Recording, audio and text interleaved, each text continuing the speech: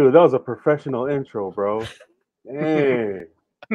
Big time intro right there. We like the image of intro, but this is the night. That's the night hobby. Yeah. As Musty Uh, was saying, this is the night hobby. Thank goodness the wives tolerate this. Yeah. We definitely aren't quitting our day job anytime soon. Yeah. So, but I Doing this for appreciate the that. love of history, talking history about Yes, Oh, history. right on, Yeah. right on. for the love of the game. Welcome everyone to another episode of the Polynesian Eyes podcast. We are extremely excited today. As we mentioned earlier, we have a series of going through with interviews. We kicked it off with Tevita Fale, and now we're going through, and our first guest is Kava University. As you guys all know, we do appreciate a lot of the content he puts online. We have a series reacting to his videos. And at this time, go ahead, introduce yourself, Kava University, cover any background, and I'll just pull up some of your social media and that we can just kind of make everyone aware of your content and what you're up to. So go ahead, man. All right. My name is Lolo Tuiaki, and I found interest in history all of a sudden the past few years. And my dad used to work at BYU. Well, when he was going to school at BYU in Provo, Okay. he was studying library and informational science. So he was an intern in a library. And then there's a big old case. He said there's a big old case with old books from other countries. Yeah. And he said he found these two books sitting next to each other, and he had to read the roll because the words are worn off of the back, right, or the cover. Mm. And then he found out what they were, and he opened it and started reading it, and he checked it out, and he never took it back. So he's a thief. I And think real quick. I think this is like a Polynesian / Tongan genetic. So you're talking about the special collections at BYU Provo. Right. It's a relatively secure. We aren't gonna say it's a secure, but you're supposed to check in, right? And you have Right. to ask for the books to come out, and Right. they ask you to stay in the room. And Right. I think in one of those, my brother said he saw a certain handwriting on some of these books that you're not supposed to write on Right. that look like our father's handwriting as he was checking out. So what I'm trying to get to is I think this is not a singular thing to your father. I think it's at the Oh, very least generational or genetic. Anyways, right, go right, ahead. right. Go ahead. Yeah. And so so he checked it out and never started reading it and never took it back in. And so when he went, they asked him where it was, and he said, "Oh, he lost it." And then they said, "All right, you gotta 30 bucks. They're 30 bucks. Their original second edition, whatever." And he's like, "All right." Paid him 30 bucks. That was back in like 84, right? Mm. 84, 85. Well, around 2010-ish, I found them. I found them at the house. And then I asked him what they were. He said, "Oh, it's a history of Tonga. It's William Mariner." And that's when I, started hearing. Anyway, so then I read them. And it changed my whole, perspective of history and storytelling and documentation and the difference of how they should both be considered, right? And then ever since then, I've just been telling the story, whenever anybody asks. But I thought, you know what, I want to document it just so that I have it and have it to watch and look at and stuff. So that got me into the whole history thing. So yeah. Yeah.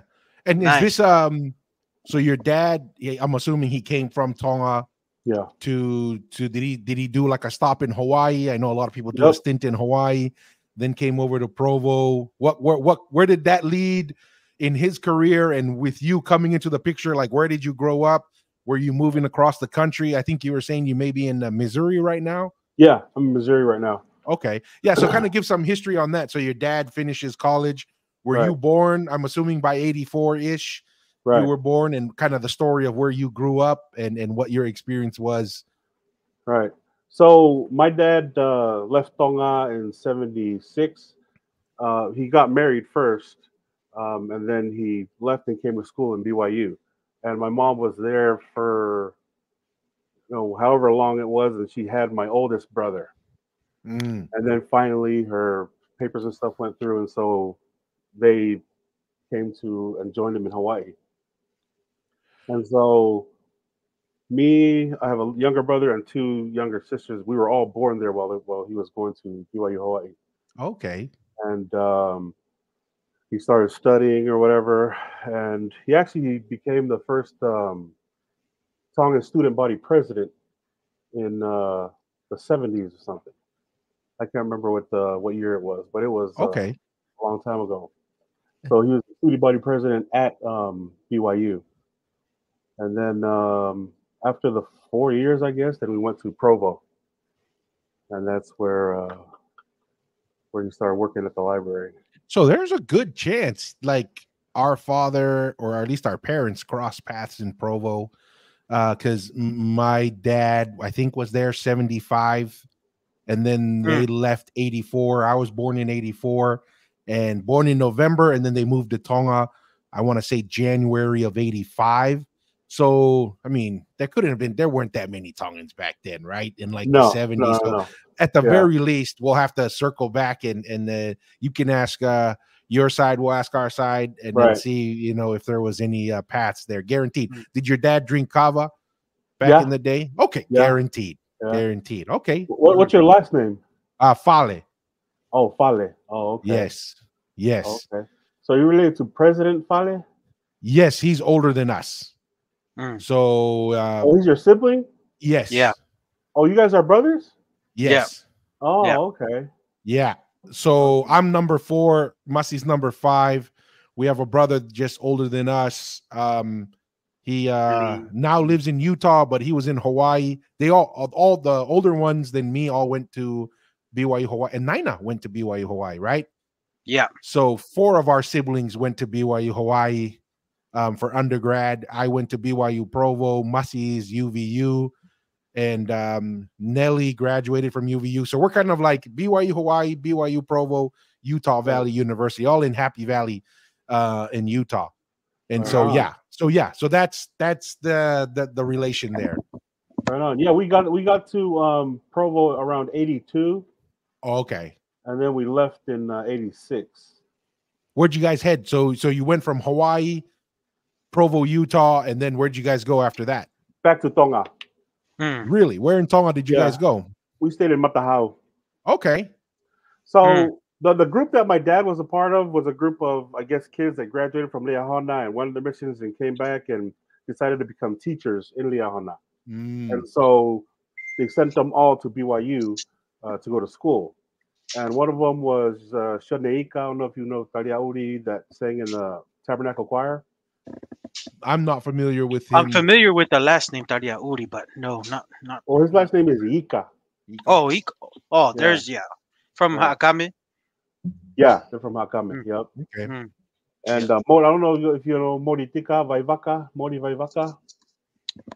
Anyway, there's a small group of Tongans that they all came, together to BYU, right, just to go back and teach in Liahona. So that's why we went back to Tonga and stayed in Liahona. What years were you guys in Tonga? 86 to 88. Okay, so we were there at the roughly similar time, and you guys came back in 88. Yeah. My mom stayed there for 19, 18, 22 years? 19 years, yeah. 19 years. Yeah, because they moved there in 84 and then stayed there till 2002, 2002-ish. Yeah. Oh, dang. Yeah. So you guys come back. Where do you guys go when you guys come back from Tonga? So we come back and we go stay in Arizona, Mesa, Arizona. Okay. And we're there, and then he goes back to school to be an electrician. So he's back in school now, and he wants to pursue a electrical career. And we were in Arizona, and then after he graduated, we moved to LA. And we were in LA for a couple of years, and then we moved to the Bay Area and stayed in East Palo Alto. And then we were only there for a couple of years, and then we came back to Provo, pretty much. Okay. And then we stayed in Utah, the whole time until 2000. Well, we did until 2022. Then we moved out here to Missouri. You're moving back to where Zion is going to be, New Jerusalem. Yeah. Where Independence? No, we stay in Trenton. Oh, Okay. Yeah. Where is that in comparison to north. like just It's north? Yeah. Okay. So North cool, man. Missouri. So you'll find these books. So it looks like you guys have a pretty cool growing up. You're seeing a lot of different places. You get to go back to Tonga, and then I'm assuming we all think this is like, man, there's kind of interesting the Tongan history. But you find this book. What's kind of your experience as you're reading it? What are your thoughts, and just kind of help us understand what that experience was for you, because there's not a lot of records, Yeah. Right. No, Right. yeah, no, and I was gonna just say, and to Lolo, like, what was your perspective of, like, Tongan history before you kind of got into the books and everything, and then it's like, you said to change your Right. perspective and stuff, but yeah, if Right. you can just It, give it that. was pretty much what everybody else does now. They just hear it from an older person, or they hear Mm, it from somewhere of somebody who either studied it or somebody who learned it somehow, some way. And Mhm. yep, that's our history. That's it. That's it. Whatever that is, yeah, that's. And We'll I'm, take it went at with it. face value. Yeah. Right. mm, Right. mm, Right. mm, And then I read the books, and as I started reading the books, I started to see behaviors. Right. mm, It wasn't too much. I didn't know who all the families were, or who was king, or who was a real king, or whatever. All that is I guess, what they pass down now. But all I could read when Mariner was watching, and among them was, there's a certain behavior that we share even Yeah. today. Yeah. Right. Isn't And that so amazing? It's yeah, amazing to me. yeah, it's freaking crazy.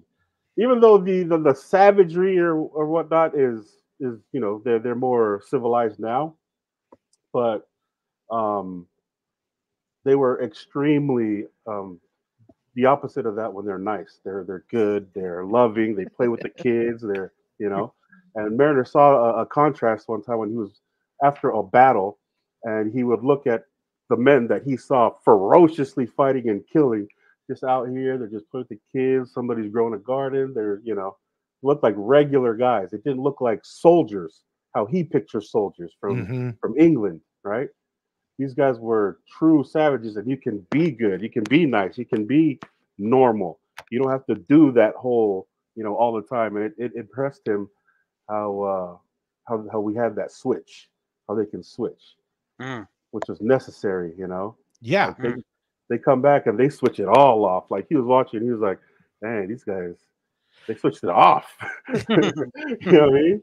And then we got to turn it when they switch it on. They'll just switch it right back on and go, when it's necessary. So No, and we were actually and I can't remember if it was on the live last night, Mussy, or on a last night, yesterday. yeah, it was last night. Unfortunately, we need to talk to the NRL.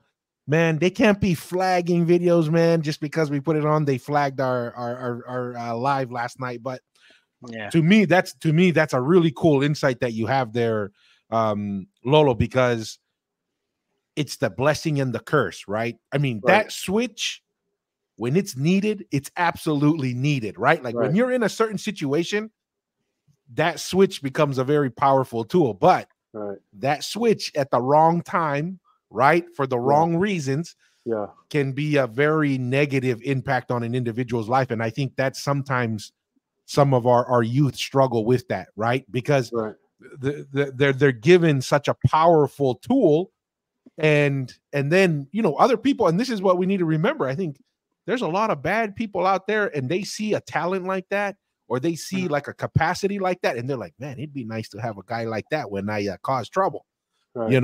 and so yeah. Now that you say that, as far as it could be off timed when that switch comes on. That pretty much describes that the switch is basically emotion. Mhm. It's somewhere emotion or a passion or something. It just turns on where they don't have to think about you know being nice or being good. You mm, can let your emotions wild here. yeah, Yeah, You know. not 100%. And that's something that I kind of consider it's kind of like a talent, if you want to call it, but it is a very powerful and a useful tool. And especially like when you're in the middle of a game or a sport or something where you don't get it out of Right. control, but you manage it. I mean, Right. Right. that's very effective, and that's very helpful for us. Right. So yeah, continue there. I mean, yeah, we're just going to interject every once in a while with a question or a thought. But yeah, so you're reading it and you're seeing a lot Yeah. of these behaviors. So things like we hear growing up, oh yeah, kava back then has only been ceremonial, right, Mm, for weddings or funerals or whatever.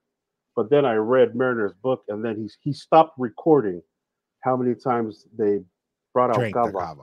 because when they were building ships, they were drinking kava. When they were building houses, it's like kava was always there and mm, around, like Hmm. some true kavaholics. And so, if any other country has ceremonies, or at least ceremonies to for people that come to them or whatever, Mariner changed my thought on kava after that. It's just like, oh, we're still drinking it the same way, because they drink it socially, pretty mm, much as we drink it socially right now. And the measurements of people's, whether you're abusing it or not, it's just right. It's mm. all across the spectrum. Yep. And so yeah, I thought that was interesting, as far as I thought the whole time it should only be, church ceremony, Ceremony. wedding ceremony, ceremony. But then it's like, oh, we're drinking What, it the same way. But what are your Mm, thoughts? mm. Yeah, exactly. What are your yeah, thoughts on that? And are you a member of the church by chance? yeah, yeah, Okay, we just kind of assumed, right? Because yeah. we were listening to one. It's like the way you said sacrament stuff. This guy Right. sounds like he's a member, but we weren't sure. Yeah, Um, yeah, I am. okay, so what are your thoughts on that? This is a very interesting debate, obviously, in the circles we're in, Right, right? In right, in the perspective of kava and right, its role in society, and also how does that fit with our culture in the church? right. What's kind of have you been in any conversations that there is that tension? Yeah, And then what are your thoughts on it? And then we can just kind of dive into that, because I think that's really important. right, I think that played a vital role in how we survived as a civilization right. until now in our independence. And we can get into that conversation, but just kind of from your perspective, what have you seen? What's kind of the tension that you've seen, and what your thoughts are on kava in general? In the beginning, when they started telling us, we shouldn't drink kava, from back, even in the '90s, you know, um, I didn't think much of it. I thought, oh, maybe it's just ceremonial. You shouldn't, whatever. And then I grew older and started fight kavaing, and then I was conflicted between whether or not this was right or wrong, because of all of those, you shouldn't drink kava. It does this, does that, and whatever. All right. And then the more I fight kava, the more I wanted to spend more time doing it, and I didn't feel bad or guilty. So why Hmm. is the church telling us not to do it? Right. Yeah. So, and I have, you know, I'm more liberal as far as just let us be, right? Hmm. Mm. Stop demonizing us up at the pulpit. Just let us be, right? Because if you're going to bring up kava, you got to bring up everything for everybody, and now you're telling everybody sins or whatever. Yeah. So, and kava's the least, in my opinion, of what you got to deal with, right? Yes. Mm, And so I thought from the get, whoever created it wasn't a kava guy, mm, because they didn't even try to understand it. They didn't mm, care. And so they get enough complaints, and they just say, okay, stop. Well, you didn't come and ask us, you know, Yeah. you just stopped it. And so throughout the entire time, I was a rebel, right? And I didn't care. We posted on Facebook, we had toas, because I didn't want anybody to think that I cared about what the state presidency was saying. And it has nothing to do with, well, and it's debatable, right? I was being disobedient, I was being rebellious or whatever. But to me, I feel like a piece of my agency was being stripped from me Hmm. by them demonizing it, right? And I think it would be that the same way if he brought up any of our sins, all the time. Like, dude, stop doing that, stop doing that, stop doing that. It's not good, stop doing it. Then it's like, all right, now I want to do it even more. Right? And then they go around and start taking the temple recommends away. And my brother was still, drinking kava with us, and he said he went in and got an interview. He was like, oh no, they gave it to him. And then it was like, well, what is it? Hmm. Is it a yes or is it a no? mm, Right? Because they obviously don't have a real red line. And then eventually, throughout the years, the evolution of kava grew and exploded into what we have today, right? We have girls, Yeah. kalapus, we have with couples the come up. youth, it's expanded Right. And now it's down exponentially. into the high school kids, right? Hmm. So I don't think there's anything wrong with that, right? Well, somebody who's against Kava would think, no, there's something wrong with this. Only because I've been to enough Kava spots where it feels like the conversations we have, it feels like ministering, Hmm. some points in time, because I know the conversations can roll all the way around, the merry-go-round, and we're going to talk about everything and anything. But even that's all right. Well, that was all right to me as far as we can be honest here. I don't have to hold anything back in class at church. You can be Hmm. honest here, right? And then people start to talk about something nasty or cuss or whatever. I felt this is honest as we're going to see these guys, or we're going to see each other. These are the Yeah. most honest guys to me, right? I don't know exactly what you're thinking at church because everybody sounds like a textbook now. Like I really would like to hear something that's applicable to your life that you actually write all the time and Mm. experience because I Something love practical. stories. Yeah, Right, something right, right. practical. At least have a Mm. good story, right? Yeah. Mm. And so it went on, and then after this whole explosion of Kava and the Kava world, they were forced basically to back down off of it because they weren't stopping it, right? And it seemed like that was the right thing because your effort as a whole stake presidency and you demonizing us, now we're polarized, and then this thing blows up, and now everybody you see in church, or a lot of people you see in church, they go to mixes. Mm. Um, because I feel like they try to make something that's not doctrine, right, and force it upon 100%. us as if it's 100%. doctrine, like, Yeah. right? Mm. Yep. And then to me, in my own mind, it's like the Lord's telling you that there's something good there, for nobody to for them to go there and still come to church, hold callings, take sacrament, and all of that. Pay their tithing, go to Yeah, the temple. I mean, what more right, can you ask for? right. Because it's different if, you went out every week and smoked crack and got hookers or whatever, right? But those kind of guys will be more Mm. guilty and not go because dang, I did this, right? There's a certain few that's that'll still show up, but I'm talking about in general, like, Yeah. but we're not creating any problems. And Mm. so now there's nothing. I don't hear anything. I don't hear anybody being stopped. I don't hear anybody being, forced not to drink kava. But at the same time, because one of the state presidencies in Salt Lake City, one of the biggest, his biggest thing was fighting kava. And as soon as he got released, he came back and started mixing, right?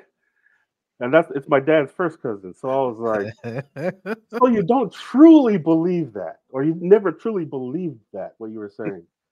And it basically showed that they probably don't even believe it up there anyway. It's probably one of those things where it was a habit for the state to do, so Mhm. everybody got into the same habit, and nobody wanted to look around to see the adjustments that need to be made for them Yeah. to do this. So No, and Mm. 100%. And we did a live last night reacting to BYU's response to an accusation of racism with the Duke University volleyball team, Volleyball, right, girls volleyball. Yeah. and how the BYU as an organization, they sent the kid home, right? Number one, they never identified. They sent the cop there. He didn't hear anything.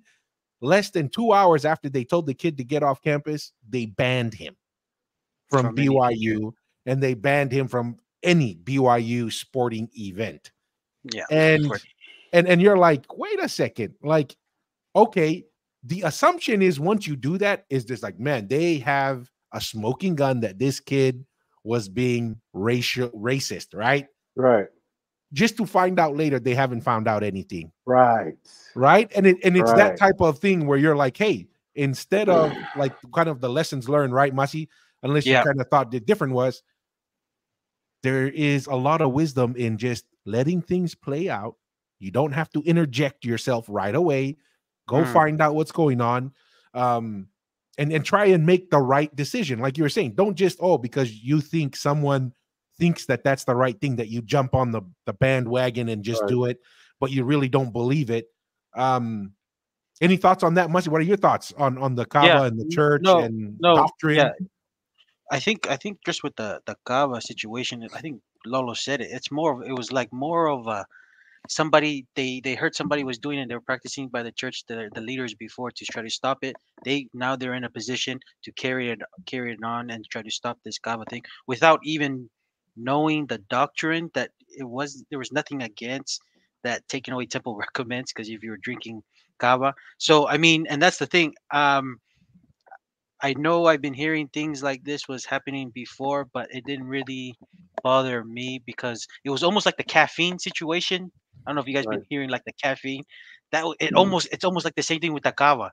Apparently we can't drink Coke and there were some members doing Right. that and then some members Right. were like, Right. yes, and some members were like, no, we can drink caffeine. It's just we just can't have coffee and tea, but it's not like we can't have Coke because even though there's caffeine in those things, it's just Right.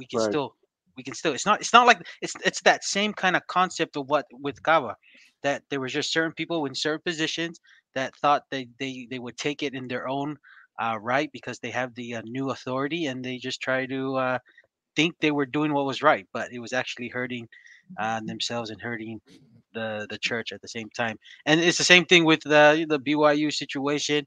They didn't they didn't wait. They acted way too fast. They should have waited. Right. And especially when you're dealing with people's uh, lives and you know um, just You dealing know with what's people's crazy lives, to you're gonna me? hurt them. So It- It's crazy how now we know that administration it folds to pressure.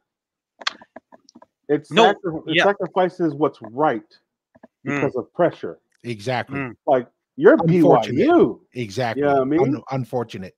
Yeah, yeah, there's a lot of things that we're not allowed to do that we don't do that we tell the world we don't do. So yeah, Yep. what's up with this? We're making an Yep. exception to to wickedness, like Well, yeah, exactly. automatically. Well, and see, and that's the thing is, when I was living in Dallas at the time, right, and I was going to the Tongan ward, and I'm not necessarily what you would call a heavy kava drinker, but I drink at social, like right. If people are hanging Right. out, I'll participate. Actually, my wife, who's Palangi, probably wants to drink kava more often than I do, and so every once in a while she'll like, hey, let's do some kava, and so okay, all right. Right. So I'm sitting here in my temple recommend interview, and it's we're under a Palangi steak, and the kava question pops up, and then I said, well, President, I'm going to answer this question, and regardless of how this interview goes, I want to have a conversation about that question when we're done with the interview, right? And so I told him, hey, I don't consider myself a quote unquote mixer, but I will casually partake if my friends or cousins or uncles or whatever. I don't have any issues with it directly. But do I go every night? No. But I also wouldn't say I'm 100% abstinence from kava either. Right. So we go through the whole interview, and he's going through. Oh, it's all done. Everything's great. So I go, President, I would like to understand why you asked me about kava, right? Right. And he goes, well, we do know that it's a problem. And I say, how do you know it's a problem, President? Um, and he goes, well, we've heard some things. And I said, President, you do understand that God is a God of order. Would you agree that God is a God of order? And he goes, yeah.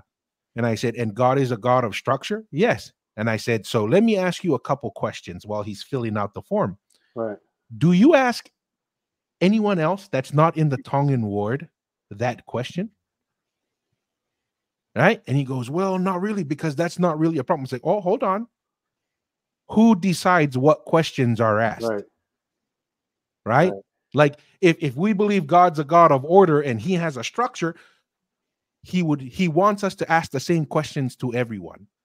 It doesn't make sense. I said, this doesn't seem to fit the God that I seem to be aware of, where he says, this is how the questions are developed. Everyone gets asked the same questions, right? And go that Right. across the board. I said, so that should be a red flag. I said, is there a letter or any communication from the first presidency that Right. this should be something that should be asked of a Polynesian member of the church? and he said they didn't have any. So there is kind of like what we're talking about. People are not taking the time to really, or at least from my perspective, to really think this through, because there are accounts of Spencer W. Kimball and David O. McKay drinking kava in a ceremonial instance. And even I want to say David O. McKay saying that kava is not against the word of wisdom as a declaration. And so, a lot of this is, I think it's just sometimes we get this internal pressure, a problem for a single individual who can't control or make a decision to spend more time with their family rather than going to kava all day, all night. That doesn't mean that's an issue that everybody has. Right. And so I feel sometimes it's kind of hitting the easy button because, one guy had a problem with it or one gal had a problem with it. So we're just going to shut it down for everyone without thinking of the consequences of the impact that could have. So, No, I mean, I don't know about the history of the caffeine, but I know the history of kava that really amped it up with the whole, kind of watching the kava drinkers. The Shumway guy that he's known, Palangi guy, Eric with the Shumway. tongue, Eric Shumway, because he did a whole segment and he kind of spoke a lot of the Tongan states community and wards, stuff. Yeah. community. He even did a YouTube. It's still there about not the bad thing about kava. And to me, and that's the difference. He's a very well linguistic speaker in Tongan, but I don't think he really understands the importance of kava, to be honest. Because one, kava is very significant in a way of understanding our history and trading each other's knowledge and like a social thing. And to me, because he had that influence within that church and within the Tongan community, it was specifically hit hard. Had that Kind of, impact. yes, and I think other Tongans who probably were not too sure, let's just say in the gray area, they went with it. And that's where that, following that cultural thing of, okay, those leaders did it, I'm just going to follow and keep doing it. But I know one of the names that do pop up was, his name, he goes by that Matapurin name, Faibaola, Eric Shamway. But to me, that he didn't really understand the concept of kava. He thought he knew, but he knew he had influence and he was with the church. And because he said no, some Tongans that weren't too sure just followed it blindly. So that's to me, that's to me, I feel like that's where it kind of really took off and really kind of was focusing a lot of the Tongan wards and stakes. Yeah, and I think where it goes too far is there's nothing wrong with a church leader recommending something, right? Like they can always get up and say, "Hey, we should be having food storage. We should."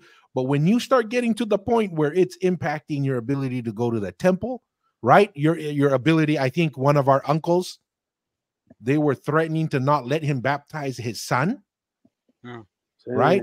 And all he had to do was go to a Palangi ward in the same building, and then all of a sudden, magic, right? The Lord works in mysterious ways, but not that mysterious. Where if he goes at 9 a.m. in the Tongan ward in the same building, he's unworthy to baptize his son.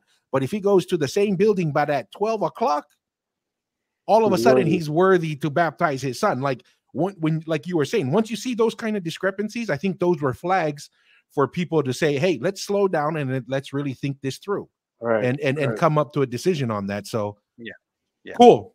I think that was a good way to just kind of have a conversation there, Lolo. So you're reading through here, you're seeing their behaviors and how they're behaving back then, and then they just kind of continue there. What else kind of stuck out to you, and what else was a unique experience for you reading through the account? Well, it felt like I was reading scripture. That's what it reminded me of. Because this is the only church or the only group of people that claim that we are ancient Americans, right? In the church, they're the only ones, and so we're part of it. We believe, we have testimonies of the book itself, and reading it, basically our history, and then finding this and how closer it was to our days, but still untouched from outside influence. That was my main thing. Is this is before anybody? Yeah. This is before anybody knew how to read or write, and just like the story from, I think it was the last chapter, where he sat down with the Palangis and Finaulukalala and told told one guy to write and have them their back turns, and told the other guy to read it, right? In Final, Tongan, yeah. yeah. And so we knew that they didn't know what he was doing when he, was writing. So he's keeping records. So nobody could because I feel like once each country, right? So Britain goes in, Tonga, and then Germany goes, Samoa, and once they're covered, right? Hawaii's covered by America, then they learn how to read and write in English, right? Proficiency, and then they wrote their history. That's where I'm lost because it's all so different. Even the Tongan ones, like and that type of behavior wasn't even. I don't even remember any history that dates back then. I feel like as soon as the Tupos took over, they shared the history they wanted to.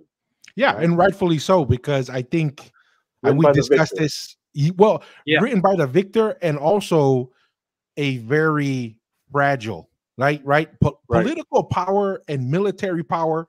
It looks all solid on the outside, but it is very fragile, and that's why the temptation is to structure history, because history determines how people think and how they view, and it helps promote. It's the same reason why we have propaganda today, right? Right. If you can influence how people think, you have power. And so I overall, I appreciate Tupo the First. I think overall, if you were to weigh the pros and the cons, way more pros. There are some cons that are in there, and also there was a lot of vision from our perspective from the Tuitonga, because I think the Tuitonga could have absolutely ruined Tupo the First. And when we say ruined, we're not talking like military wise. Obviously, Just Tupo the cause, First yeah. was very good military wise, but he didn't have to win per se. All he had to do was cause enough chaos, and then the British would have had an excuse to come in. Right. And so yeah, I agree. There's a lot of outside influence. There's a lot of reason to this type of influence is, I think, what gives our, and we could get into it if you want to, a very popular topic in our social media Right. is the Samoan and the Tongan influence there. But 100% agree. William Mariner provides a very unique, a very sincere record of what he experienced in person. Yeah.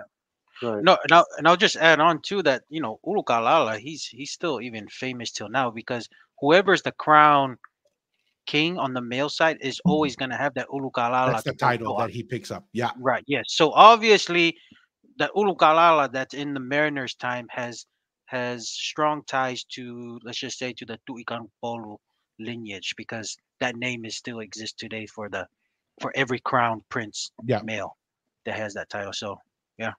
Interesting. Mm. Yeah. So yeah. So this is my second time. It's just like you read scriptures. You read it the second time, and you hope you pick up more, and and it is more interesting. It's a lot more interesting because I have to actually study it as I go, and then put it on camera. So um, and then studying it after. But that's why I'm like the professors that I hear, and I've watched a few professors, and I watched a few stories and everything. And the thing that I could um, never forget is the fact that history was written once the government was in place and knew how to read and write. That's Yeah. what I was like. Well, if the government wrote it, then it could be anything because you don't hear the Finau family mentioned that way. And I'm glad it was the the first, because Finau Ukalala was just a treacherous guy. If the Palangis backed him, I think the Tongs would have been a lot Different. worse off because he was, actually a power hungry politician. So yeah. Mm. Yeah. And another interesting thing, and I did not know this, but Tupo the First and Laufiri Tonga were born on the same year and the first time Tonga got into contact with Christianity. Oh yeah. It Mm. you could call it coincidence, or you could call it as divine intervention. 1792. Is that the year? Yeah, Tua? that I'm not sure the exact year, Hmm. but that's what someone had mentioned to me that said, "Hey, do you think that's by chance?" Because I really do think Tupo the First wouldn't have been able to do what he did if Laufidi Tonga didn't have the vision. And when I say vision, we're not saying like he saw an angel, but he saw the political environment and said he saw the path that would allow Tonga to remain independent. And if Right. he wasn't, so it seems like these two guys were sent at the right time. Like you're saying, hey, it's great as Finau Urkalala was, but it sounds like he had his own motives. Right. Obviously, watching his own brother, there's a lot of questions Right. on his own Right. brother being killed in front of him. Right. That has some, big question marks. Yeah. But yeah, so But see, even the stories about Finau Urukalala, before I read it, every time you hear Finau Urukalala, he was a great warrior, a chief, a king in Vava'u, from Vava'u, right? And then you read and you figure out, and he pretty much exposes his entire personality, and he's not like the stories they told us. no. Aside from the fact that he did go to war and he did lead armies and all that, which was great, but he wasn't the good man that I thought he was, or no, Well, told through history. exactly. Right? And that's because what's the image? I mean, propaganda is a powerful thing, right? When you're a Right. leader, what's the stories that you want to be told? Right. And those are the stories that'll stick.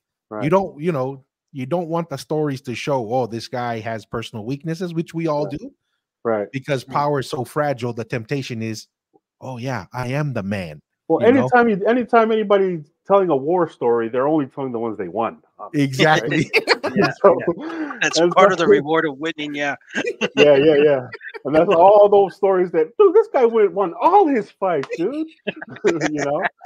But we do know and understand, but with Finau, shoot.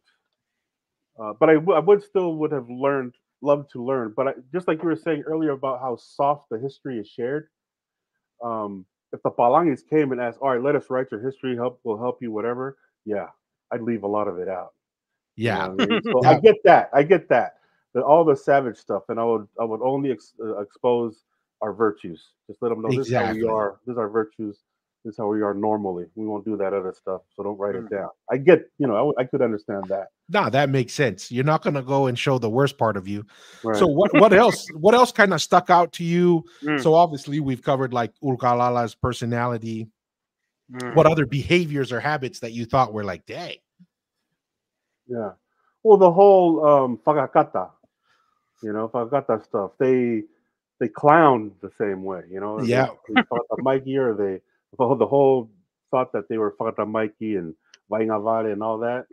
When they were eating a bright human flesh, and then they passed them up to Mariner to eat, but they knew that Mariner does not eat human flesh, right? And then Mariner was about to eat because he thought it was pork, and looked down and he started laughing, right? And they threw the meat back into his face, and then everybody started laughing, right? Like, dang. So let me tell you a funny story that is associated with that. So, obviously we're growing up in Tonga, right? And, a bunch of the cousins eat dog, but we're Right. influenced by our palangi, our mom's palangi. So Yeah. we didn't go out of our way to eat dog. So I come back from school one day, and I was probably like, I want to say like 6th grade, maybe 7th grade. Right. I come home and my older brothers are at the house. They're at home first because I don't know if I had rugby practice or whatever, something. I was the last one to show up to the house. And then I'm like starving, I was like, man, is there any food in this house?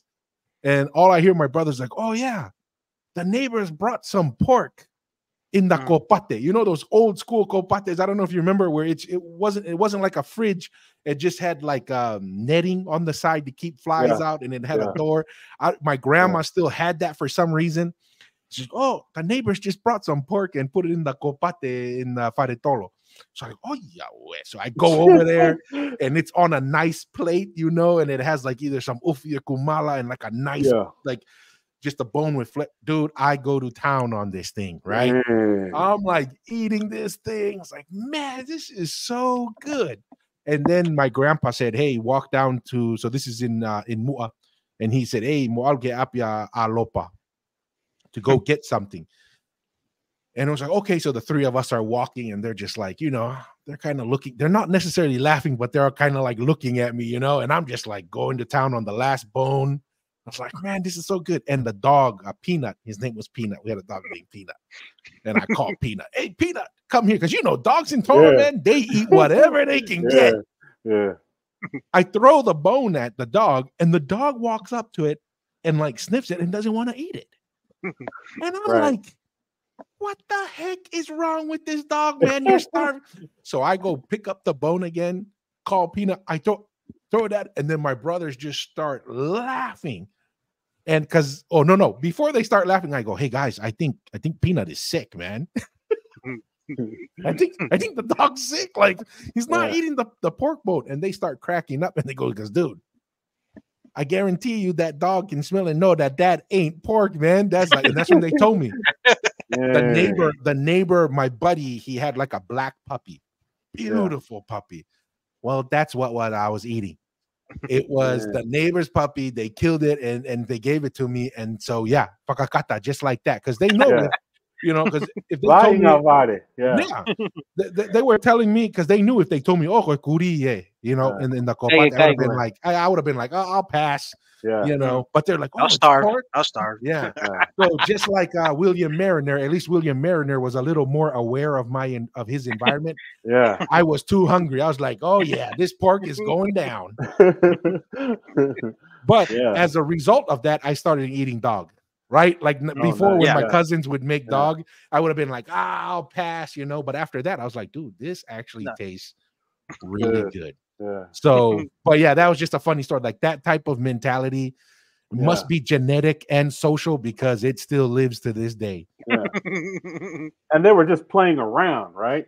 Yeah. Out here now today, somebody would have been traumatized. You know what I'm saying? They would be traumatized. Too many snowflakes. Yeah. Oh man, that's hilarious. Yeah. So plus my dad's from Hot Pie.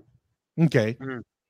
And so once I got to learn, and then reading through the customs and reading through the different aspects of and that's why it was probably much more meaningful to your dad, right? Yeah, because it is a lot of the setting and that is in Hot Pie area. Right. Okay, all over there. Yeah, that makes sense. And then to me, I was just like blown away by how they behaved. Right?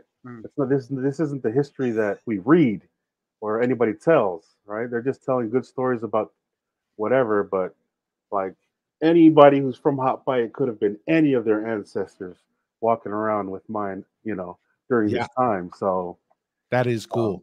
It's like reading my journal, or my ancestors' great grandfather's journal. No, 100%. No, that's a very good point. I mean, can you imagine how many descendants of people that were in that story that have watched your videos now online, right? Whether they know it or not, right? Like some of those, their ancestors could have been. I mean, when you're a chief like Ulkalala, you have a lot of children, and that ends up into a lot of ancestors for a lot of people right now. So right. And so so that just grabbed my interest. But so I read it for all those stories that I talk about what happened, right? The war stories and all that. But then I wanted to read it again because I wanted to understand how it is that the behaviors connect. 200 something years later, or aside from the savageness, which we still could be. I mean, I think there's a lot of people I know that still have that switch. Oh yeah. Today. Oh yeah. You know what I mean? Yep. But so I got a quick question, and it stuck out to me. I would like to hear kind of like a synopsis of the patterns that you were seeing about the languages, like in Hawaii, and the naming parts in there. What kind of your thought is on that in the context of what is the probability? Number one, what you saw, right? In the patterns, in the naming conventions, and the changing of the letters and the pronunciation, and the potential of basically a universal language throughout Polynesia. Just kind of give the patterns and what your thoughts are on that. So once I read through the patterns, um, then you have people that comment and say, "Oh yeah, we used to use the T's, Hawaiians, right? Yeah, we used to use the T's." And then I went to thinking, well, if you use the T's, then what's up? Why'd you guys What else change is it, there? right? Yeah. In my mind, I'm like, why would they change it to K, right? And I also know that when you speak Samoan properly, they say T's instead of K's, right? When they're being Mhm. casual, they use the K's, and they use the T's also.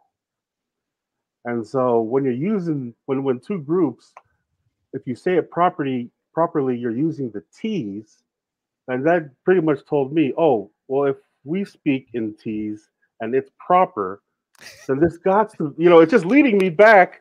Yeah, I'm not that's the trying to pattern. be, Yeah, yeah, just that's a looking at the pattern. data. Yeah, if the correct way to say it in Hawaiian is T and in Samoan it's T, then we use T's, right?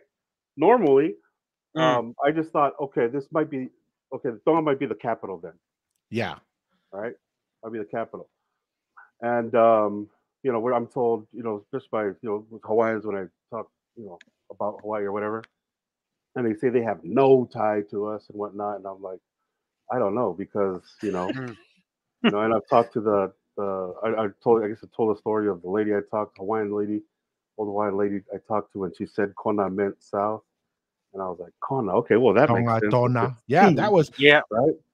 The south, and then so it's just these things just put together from some of my research and people I talk to and stuff, then it's like, well, I'm not being biased, right? Yeah.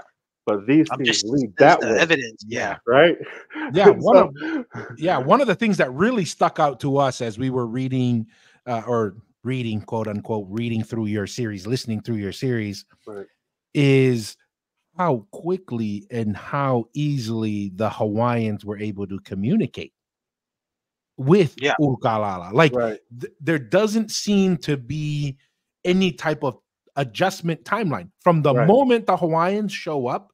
right, They Yeah. can speak clearly. They can understand clearly what the Tongans are like. right. Ukalala, like talking to him and say, "Hey, shoot the cook that's at the top." Yeah, Right? There right, wasn't no, "Oh, are you sure?" Like, I mean, you're telling me to kill someone. There was right. no double checking to Nah, verify. It was like, "Oh, I understand exactly." yeah, Mm. Eating custom. right, The Hawaiian guy wasn't like, "Oh, I had sorry, it's okay, Mariner. I had to figure it out too." He right, mocked Mariner. He's like, "Dude, what are you talking about? This is right. what everybody does." Yeah, So to me, I, I'm aligned with you, Lolo. Like, how can you not come to that conclusion? right, Mm. Right? Like it right, just seems so natural just watching the behavior. Then there's the and we don't put too much emphasis on the linguistical and the genetic, but that is a data point, Yeah. right, right? But you can't help it but say, hey, look, dude, the Hawaiian guy fit in like he was Tongan, right, right, right? Like right, speaking everything. It's just you can't help but notice that. right. Mm. And just like how how they killed, right, Captain Cook, right, the Hawaiians did. They used the same method to put our prince, which is like, why would they use the same method unless the same people did it, or that's Same what culture, the the same same thought culture, same process. way. Yeah. So, but Mariner in there also later on talks about why all these other islands were powerful, and it's because of these matapudes, right? Mm. Because the matapudes are the ones out there, you know, running, pretty much running the government, or at least have ties to the families, the royal families in Tonga. But it was, more savage. It wasn't an org. I mean, well, it was organized, but they shared the same habits and savage behaviors. No, and that's the thing. One of the theories that we've discussed sometimes is the Tongan Empire, assuming it's real, and we'll just say that out there, but obviously I believe it is. Right. This is a moment of decline for the Tongan I do. Empire, right? Mm. You're Okay. starting to have fracturing. I think a big part of it, um, the Tuitonga did start to abuse power.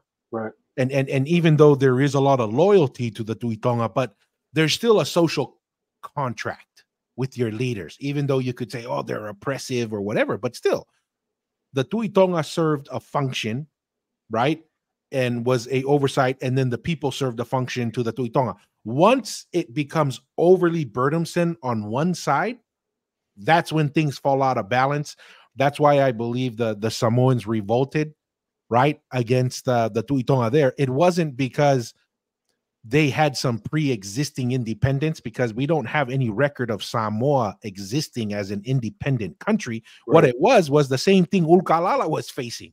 The Right. Tuitonga is overly oppressive, overly burdensome, and when you have anyone with any type of influence, they see political opportunity, right? And they also Right. say, hey, this is a chance for me to grab power. And the Tongan Empire was very fractured at that point, and it was struggling to keep itself together.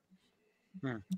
And Right. Masi, what's the story again? Because there are historical connections. What was the name of the Hawaiian girl that they brought from Hawaii to marry the Tuitonga? Ye- yes, her name was Nua. She was the one Noah. that was brought from, I think, from the Big Island, from Hawaii, brought over to Tuitatui's father. What's his name? Is it Terea Tua? I think we kind of looked it up, and No, because Telea is already in Takamotonga. oh, It's yeah, Tuitatui's father. I can't remember his name. but he's the Um, one that marries this Hawaiian lady, or yeah, from and that island.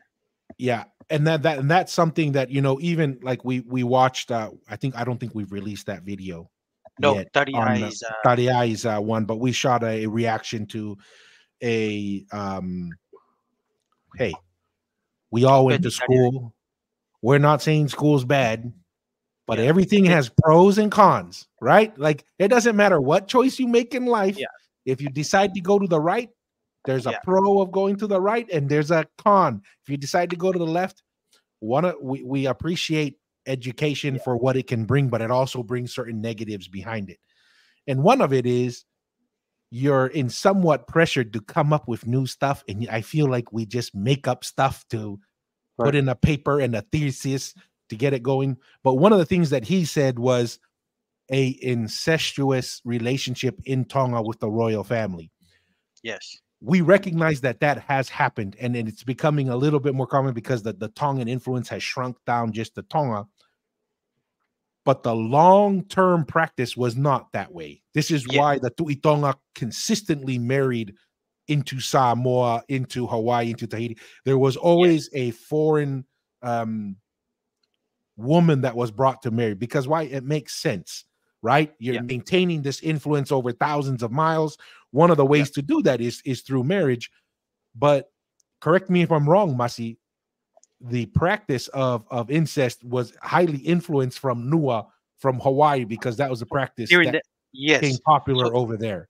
yes, so Nua from the Big Island in Hawaii, it was a certain practice there because when she was brought over, remember you're what they call it. The Samoans will call it the taupo or taupo in Tongan. When you're kind of kept for you're not having any, you're a virgin until you're set up to bring to the Tuitonga. So Nua was brought from the Big Island to Tonga to marry this Tuitonga. But when she came over, and there's a Tongan saying, I need to talk to Dad about it. But there's a Tongan saying that when she came from Hawaii to Tonga and Dakaria, she was already pregnant. But then because she was still so beautiful, that Tui Tonga still chose to marry her. So she gave birth to this child, and it was from a practice from it was a sister and brother. It was her own biological brother. And then when she had kids to Tui Tatui's father, which gave birth to Tui Tatui, she also gave birth to a daughter, and she pressured Tui Tatui to have a child with his sister, which became the brought two Tui Tongas from that relationship, which is Talai Ha'apepe, which is part of the Tui Tonga line, and Talatama, and that was from Mm. that relationship. And because of that, the Farefa, which is still exists today, they're the advisors to the Tuitonga. They heard of this, and then once they heard of this practice, and they instituted when, especially, and that's why, and even Tonga today, it's still very very important and practiced Yeah, today. The tapu between your brother and sister, that when they get to a certain point in puberty, it's to separate the boys to the have their own. boys. They call it a hati, or somewhere out within your property outside where just the boys stay, which is separate from where the girls stay, which is more the lotofare kind of the fare area with your parents and stuff. So that's how that culture started, and it was from that practice.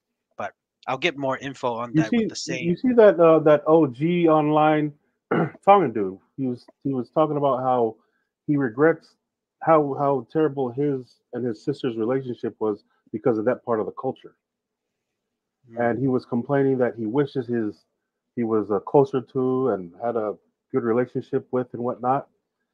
And it was interesting because it was an older guy, but to me, it's like, what does that have to do with it, right? mm, We were kept that way to make sure and maintain. They made There was a sure, reason. Yeah, there right? was They a made reason for sure it. only because they acknowledge that this can get inappropriate.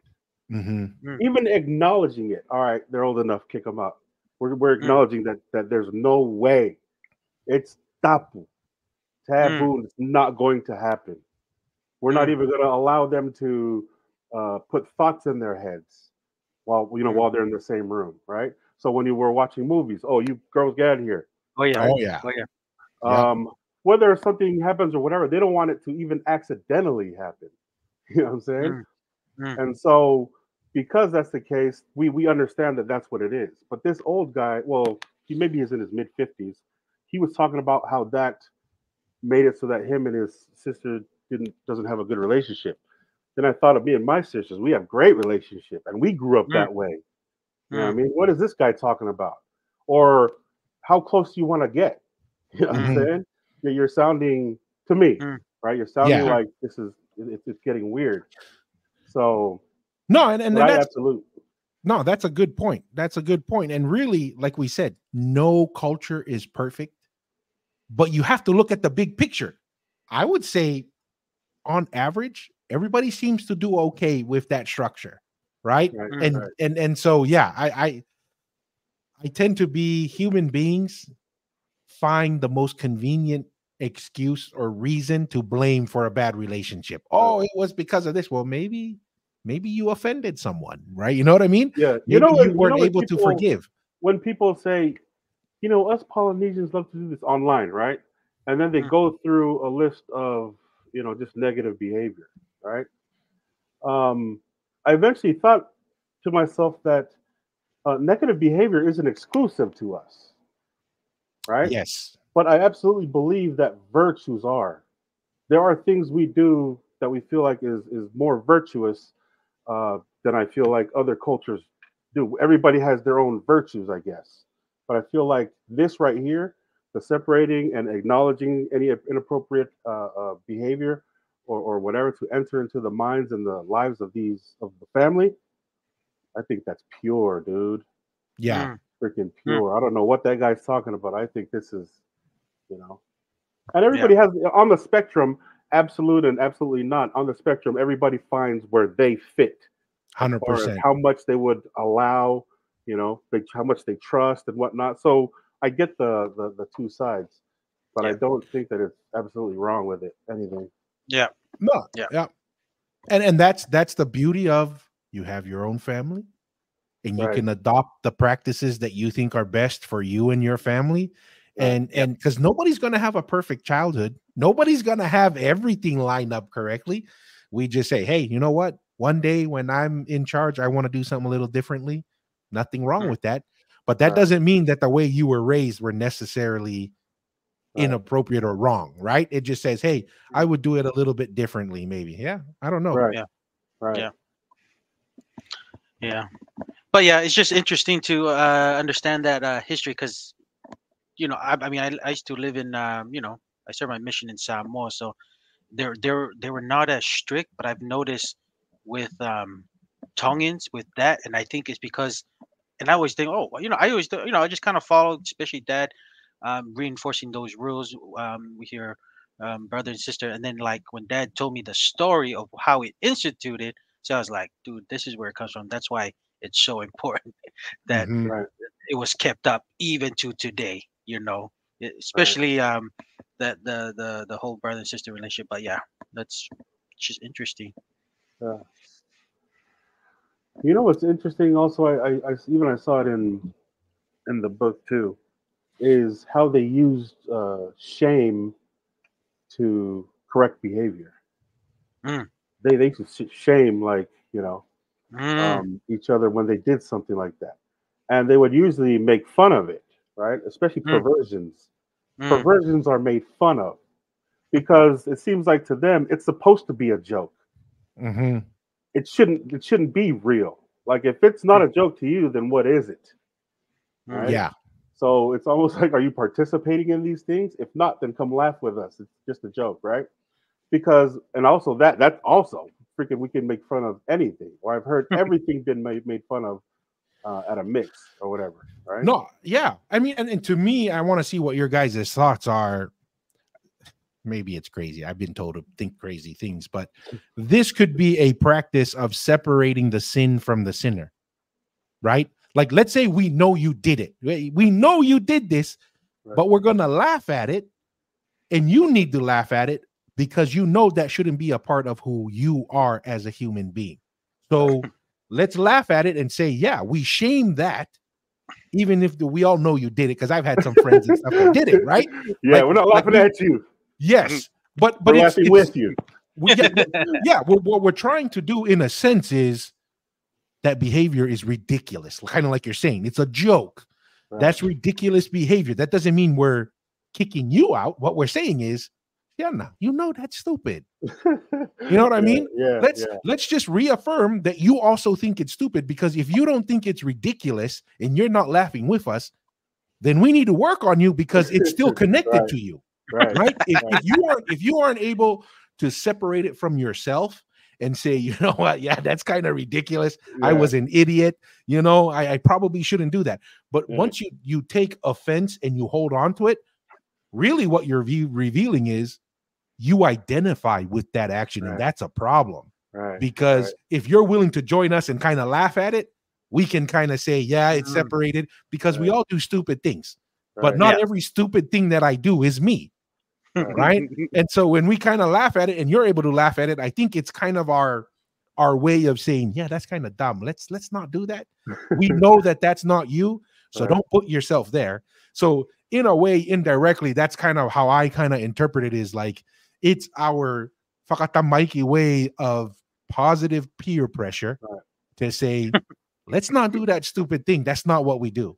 And that's also important. The whole Fakatamaiki thing, right? And Kava, it brings back to the Kava too, because Kava, Fakatamaiki, there's Fahis. Of course, there have been instances, moments where people, got out of hand in a mix. But compared to how many mixes they are, it's Yeah. not, Yeah. it's a very low percentage. Yes. Yeah. Agreed. But they make it look big. But you're able to say whatever you want here, Yeah. Mhm. right? Yeah. And for us, like in my main Kalapu when we were in Salt Lake, pretty much the only thing that was absolutely taboo was your female relatives, your Yeah. sister, your mom, your aunties, your grandma. Like, they were all off limits. Everybody else was in. Your brothers, your uncles, your dad, your grandpa. Yeah. The And, dads are a favorite target. That yeah, is for yeah, sure. yeah. And then anything else, you can say whatever you want, right? Yeah. And we said whatever we wanted. Yeah. Right? And nobody, they got there some heated things. Well, that's Yeah. politics, but other than that, they know that some of the things that we say in there is so ridiculous, it's funny, Yeah. Yeah.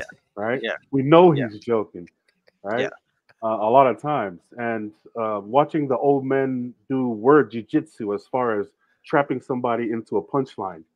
That's the craziest thing, right? To watch them talk and then push each other into each other's punchlines. Yeah. And I Yeah. thought that was another, you know. But the whole Fata Mikey, that's I was saying, like kids. That's what Fata Mikey means, right? Like kids. Mm. We'll get together, we'll play, whatever, we'll fight, but then we'll go right back to doing what we Yeah. do. But, Don't take right, yourself too seriously. right. You Don't know, take it too we're serious. we all have two legs, two Right. hands, just like everybody else. Can't take it personal. But today, right, in this environment here in America, everybody's being taught how to be offended about everything, Mhm. right? And then the more I watch that, the more I say to myself, man, these guys better not go to a mix. They're gonna freaking die in there, because these guys make fun of everything. You know what I'm saying? Yeah. Well, and that's the thing. that's the medicine that will they really need, but they probably, who knows, they've been so become such a snowflake, the medicine they need will end up killing them. Right. But that's how bad the culture has gotten, right? Right. Is to Right. get to that point.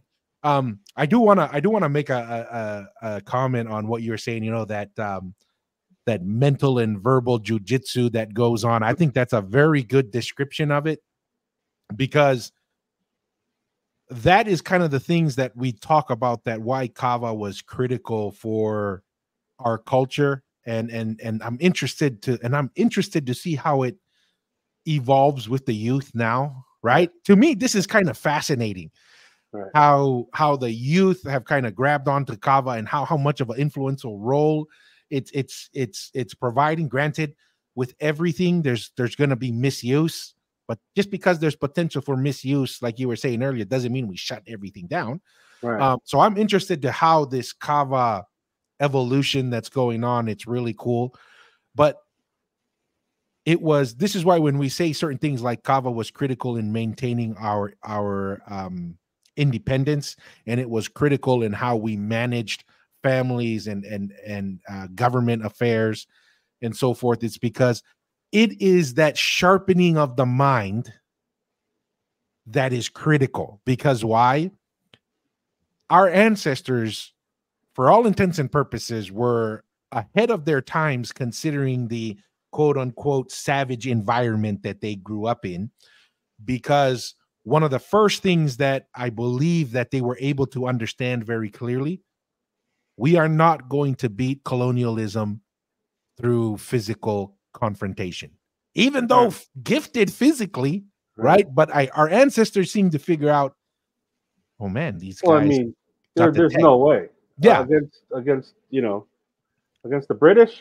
exactly. I mean, make a deal. Make a deal. Well, see, and it's make a deal, but also it's to say, hey, we got to move the battlefield. We can't have physical confrontation. And a lot of our brothers and sisters in the Pacific did not figure that out. We Right. think it's simple today because of civil discourse, and there's a lot of systems to plea or to stop certain things. But a lot of our brothers and sisters in Polynesia and the Pacific, the only way they understood how to resolve certain things is through physical conflict, Right. because that's all they understood. But our ancestors were able to say, holy smokes, we can never win in a physical conflict.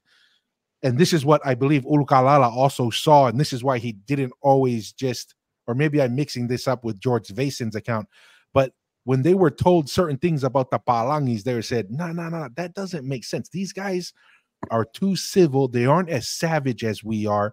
They're much more structured and follow a certain structure that doesn't fit with how the story was being told to them. And I believe that's what they understood when they saw the British Empire come. They understood that war in a power that's organized, you don't just jump into war right away. There are mechanisms that have to be triggered before you get to physical conflict. So we have to master as much as we can all those mechanisms to prevent it from getting to physical conflict.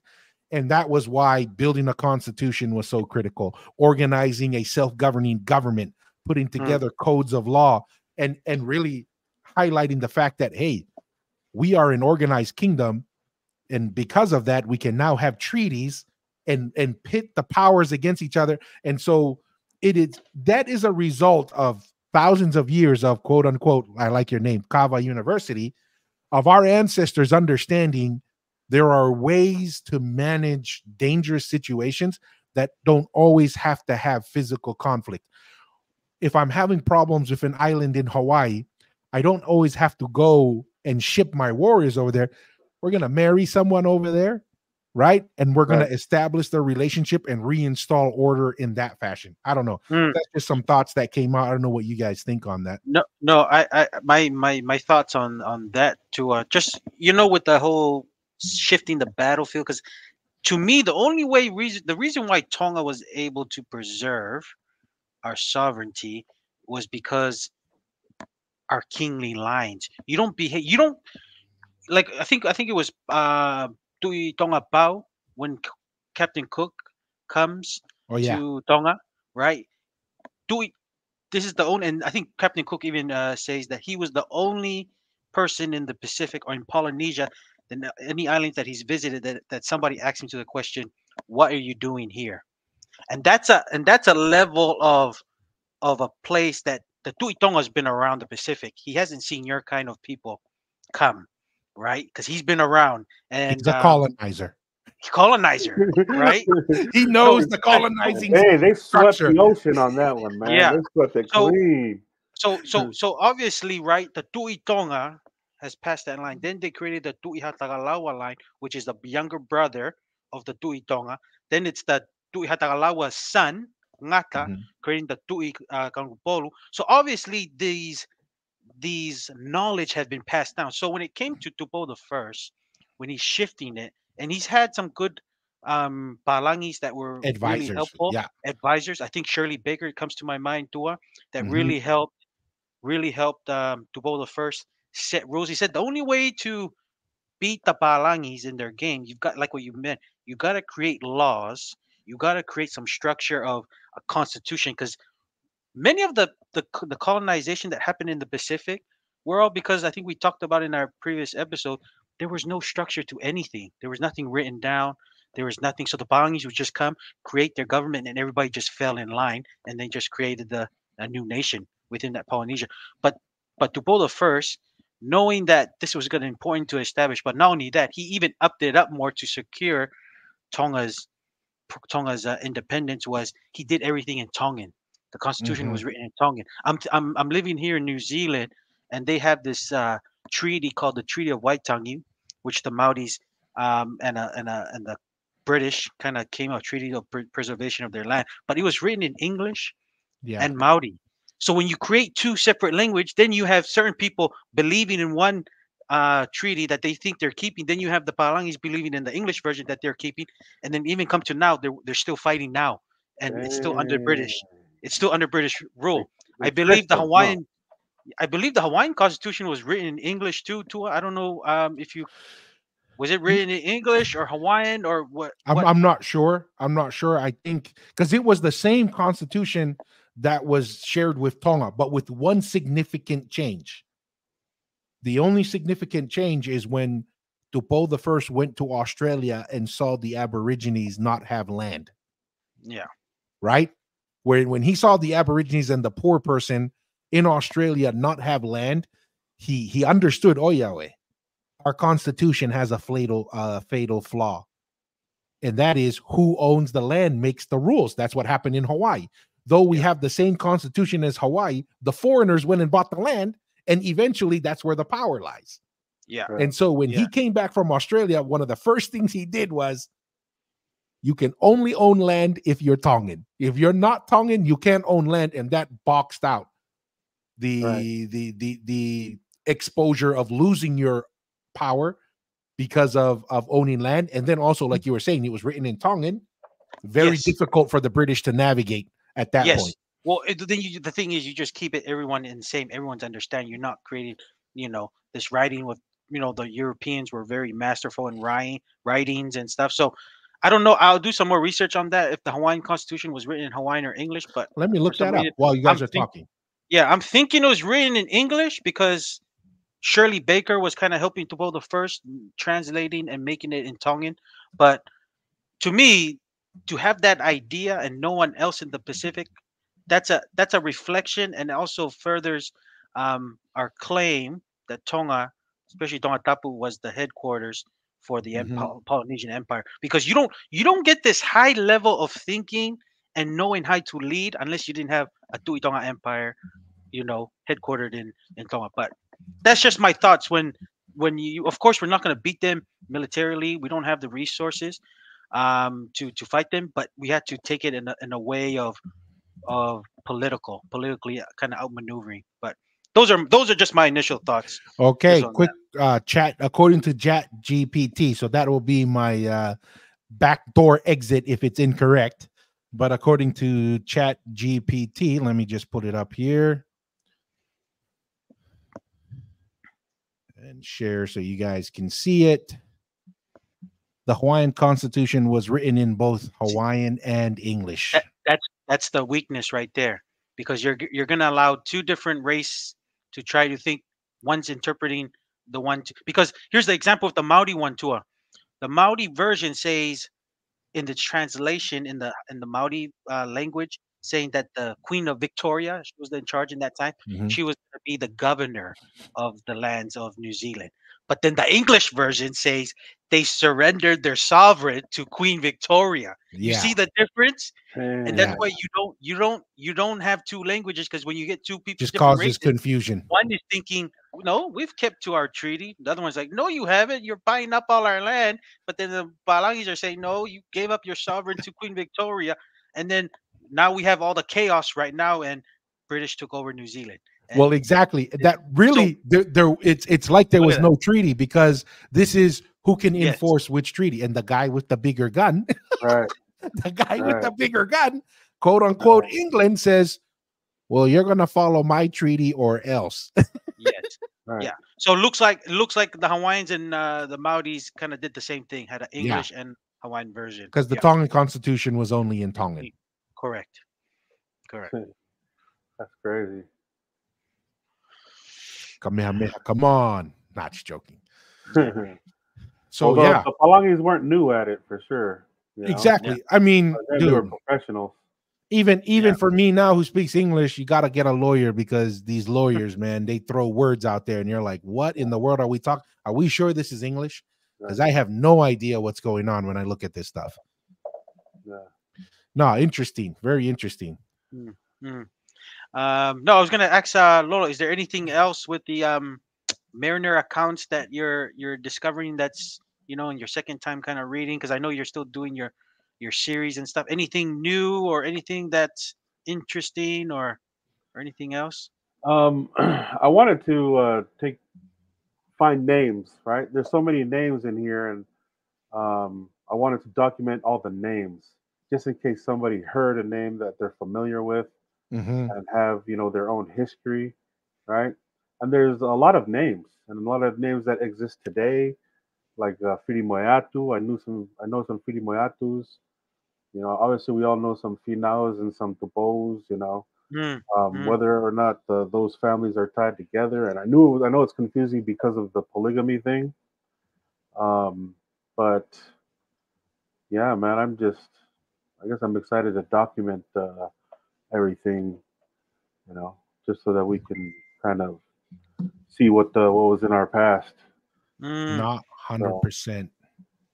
Hey, a quick question too. I was just gonna interesting to ask this question for Lolo. Lolo, when, like for me, when I read the Mariner accounts, there was a certain, when he was trying to write them in tongue, I was like, I don't even know what he's trying to say. I would like right, record, get all these words, and I'll give them to my older brothers, and then they'll say, no, this is what he means for that.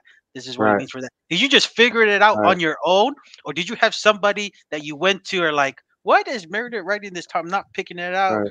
And did you have somebody to kind of get to refer to kind of say, oh, he means, yeah, like for like for example, I didn't even know he was trying to write Nuku Alofa when Mariner Right. was writing the account, but I was like, I didn't know that, but yeah, I'm just saying, what Yeah, are you just figuring this out on your own kind of thing, or do you have somebody that you kind of go to kind of help you? What is he trying to say here? right. So I have an older brother and a younger brother, just younger than me, Hmm. and we've all read it, Hmm. and we're pretty much reading it at the same time, and so we're passing information through each other, and also just kind of researching. I asked my dad a lot of this stuff, and in the book that he has, it has a lot of his notes written on the Mm. side and at the bottom of names and pronunciations and stuff like that. Okay. So, and then so a lot of the things I just kind of figured out for myself, referring back and forth to the Mm. second volume, and then making sense out of it. And like, oh, okay, that's what they meant. Right So, here. yeah, so yeah, just reading between the lines, and then once I hear from other people or whatever, and to be honest, I I I don't trust the history that's been written, right? Not that it Fair matters point. to me, Fair point. not that Yeah. it Mm. matters to me or anything, but when people say, "Oh, Tonga did this, Manua did this, Samoa was this, Tonga was this," and then reading Mariner, just like, no, that's Mm, that couldn't have happened the way mm, you're talking about it. You know what I mean? And then also knowing that all the stories and the countries wrote their own history once they learned it. All that was just like, all right, it's hard for me. I'll take each point, as a mm, dot to connect, but I rely very little on history told outside of this book, because I still have to get there to research. But like mm, the people that you guys mention on your podcast and everything is modern, to mm, me, right? It's modern and it's recorded, um, later. But when you're reading the story, and then all of a sudden writing happens, it doesn't connect to me. You know, mm, it doesn't connect to, okay, this is the history that's written, Yeah. but watching the pattern and the behavior and everything, attribute everything to that point, then it's like, well, why all of a sudden the switch? Not That's why hundred it's like, all percent, right, 100%. And you know, our perspective on it is that same the structure that's shown there is a snapshot in time, right, right? Which is right, that's the value it provides. It right, provides a snapshot in time. right, Some of our perspective is that's Tonga in decline, in severe decline. mm, And then you're right. I mean, we don't have anything recorded so far. I know me and Mussy are on different sides of the aisle on this. I believe at some point we had a written language. That's the only way that makes sense for me for us to accumulate knowledge. Mussy is kind of a little bit more on the oral history side of things. Um, mm, so yeah, well, that's a fair point. if we're going as far back as Hagoth, right, and those people, Hmm. Zarahemla and all that, if that's what we believe, then of course, yeah, there was a writing. Yeah, That's the last documentation we know of, anyway. no, mm, and understood. And actually kind of going along that, we just found a video and I think I shared it with you, Mussy. There is a gentleman, Wayne May. He is there's there's oh, yeah, two yeah, different groups on Yeah, where the Book of Mormon geography happened. Wayne May is one of the big guys on what's called the Heartland model, which is kind of in the continental US right. area. He made an interesting comment because Tonga is covered in man-made mounds, right? Right, thousands, right. yeah, Yeah, it's And it's covered all over. he was talking about how the graves were built, right? They were more Yes, tomb-like, buried, and so the similarities. Is that what you mean? yes, Tying them similarities in together, that. I mean, we believe that that's one of the big indicators right? to Mounds, go back is mounds, mound building. right? But he said something that they are uncovering that he feels is high probability that the practice of mound building is number one, a reference to the creation account. That you begin your civilization by building a mound of earth, right? When the dry land's brought up, that's so they were talking about that in the oral history in those areas, that was supposedly because they have hundreds of thousands of man-made mounds before they were plowed over for farmland in the US. But as they talk to the naked Native Americans, there's two groups, the Adena and the Hopewell. The Right. Hopewell are tied more to the Nephites. The Adena are more towards the Jaredites. And there's high indication that the Jaredites had fled as well. And it's not just Haggith. And one of the things that's unique about the Jaredites is they're all like 7 feet tall, right? And some of the oral history says that the traditional Tongans from like yeah, back in the day were like massive dudes. Like that. That's what I Yes. mean, right? As far as storytelling, the guys got bigger and bigger every generation. You know what I'm saying? That's what comes to mind when they say, yeah, they were 7, 8, 9, 10 feet. That's my problem with history, Hmm. is that I know how war stories go, and they get better and better. Yeah. Stories get better and better, and they may not be accurate, but dang, yeah, they are better, which is mm, true, Yeah. right? No, understood. And that's That was yeah. my thing with storytelling. Like, well, were we really that big and that tall? I know we're big and tall now, but this is the average. And it's not like Mariner got over there and said, "Dang, these freaking 7 footers here." It seems like he was just among average sized humans like us. Not understood. That's fair. Yeah. And So, yeah, yeah, that's a fair perspective to have. My only concern with that type of philosophy is actually it's the same criticism that I have of the scientific method. The scientific method says observation is critical, right? But it's also been documented that observation actually changes the behavior of even electrons. right. And so this is, are you familiar with the double Yeah, split? yeah, Yeah. So there is a simple fact or potential that the simple fact that you're observing something, that the outcome is changed simply by observation. So there are two things that come to mind then from that. Number one, are there behaviors that William Mariner saw that could be influenced by the fact that he was an outside observer? sure. I think Possibly. everything he saw, I think Yes. everything he saw from just his own. He didn't know any better. He didn't know anything. He was just, this is what I'm saying.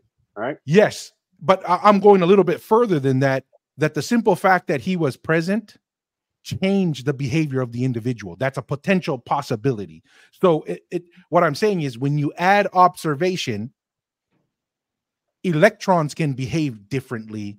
And also we know human beings behave differently depending on who is observing. Like you were saying, when an individual is in church in Sunday school, Right. their behavior could be very different because why? They perceive someone that they see as an outsider, possibly that. Yeah. And it's not like they're lying to the person, but they're a little bit guarded and say, we're only going to show this part. But yeah, so that's one concern. The other one is it when we have the perspective that it has to be observed and recorded writtenly, that blocks out the majority of the data, because what's written, especially in our history, 99.99% of our history is not written, right? And what is written, highly doubtful whether that's accurate or not. But and I guess that's the draw, right? Yeah. You can either believe the stories or you believe what's written. And as far as the observation analogy, the change happens, the adjustment or the change that happens in turning them into particles is the fact that they knew and they cared that they were being observed. Mhm. That's why when I'm talking about Mariner, nobody cared that they were being observed, which means they flowed naturally. Yeah, They that's a behaved fair point. naturally, right? That's a fair point. So, but Yeah. I'm not blocking out. Just like I said earlier, everything I learn and see online or from professors or whoever's right, Yeah. the brilliant Polynesian history people, I take it as a dot. Can I Yeah. connect that to something that I know the way they behave? 100%. Right? If I can connect it 100%. to it, then yeah. But if not, then I'll decide whether or not I believe it. But Yeah. I really want to connect it so it makes sense, right? No, That 100% way, fair. all 100% these fair. stories that I'm hearing, that way all these stories all know, all right, well, that can't be true because we didn't behave that way. Or, Mm. just in my own mind, it may have been true. I don't know. Yeah. But Yeah. as long as I'm connecting and it's making sense, and I'll be like, all right, yeah, that sounds about right. Right. 100%. What are your thoughts, Masi? No, I was just gonna ask another question to Lolo because Tu and I already provided our thoughts with some of the weaknesses with Mariner's account regarding when he first saw it, and then he went back to England many years after, and then the author comes to try to record the history. He brings somebody else to do it, and then they obviously sing Tongan and stuff. But who's making judge of how good they're singing it the right way or doing the Right. thing? And then he was a young boy observing from the outside and what he's perceiving, Right. and this is a lot of years after, right? Right. And then which account Tu and I refer to probably out of the European accounts is probably the closest Right. is George Vason's. And I was just going to ask you, have you thought of maybe reading George Vason's account when he's there? And he's also with a higher title too, with I think he's with Tuiaki, which is a Mhm. lot because Tu and I, we've already kind of broken down with the three kingly titles. Tuiovau, like what you've kind of made it clear, it was more of the self-proclaimed within that area, Right. and there's probably a different social setting and different behaviors and culturally of how Tongans would probably behave. And I was Right. just wondering, have you tried to? read that account and try to compare both accounts and maybe have you tried to see George Vason and maybe you can kind of provide your own critique of George Vason's account? Because the thing about what we like about George Vason, he was already an adult. He lived married Right. in the Tongan society. He recorded it right then and there on his own, right? So that's why we kind of refer to that one, and I want your feedback on that. Just what you think about that. Yeah. Right. So you guys been on a mission. Hmm. Um, after how long after your mission, right, did you stop thinking about it every day? Or how long, or how do you think Hmm. about it often now? Are there lessons you think about it now? Are there things that you remember? Are things you're realizing? Oh, I'm realizing this, or I'm noticing and recognizing. Oh, you know, As in lessons learned from the mission, or lessons learned or things in context that you guys remember and think about, right? Because doing that thing for 2 whole years every single day, right? It stayed with me for a while. Some of the Mhm. habits stayed with me, but the thoughts always stayed with me and ran to every day Okay. for a long time, right? And that's 2 years. So he's here 4 years, right? And then 3 or 4 years Hmm. later, he's writing the book, right? He's telling the story to somebody. This is how I lived for 4 years, right? So, okay, yeah, I absolutely will acknowledge or accept if there are discrepancies in this record. But if you ask me 4 years later if I can recall from when I first went into the MTC all the way till I left on the plane out, I think I would remember a lot of it, right? The stories, the bike rides, the accidents, the almost fights, the punching a tree because I was mad at my companion or something, right? I remember all those things. And so for him to have all that time to put those memories together and also realize later on in life, putting things together, making sense of things, for him to be able to articulate it even better, right?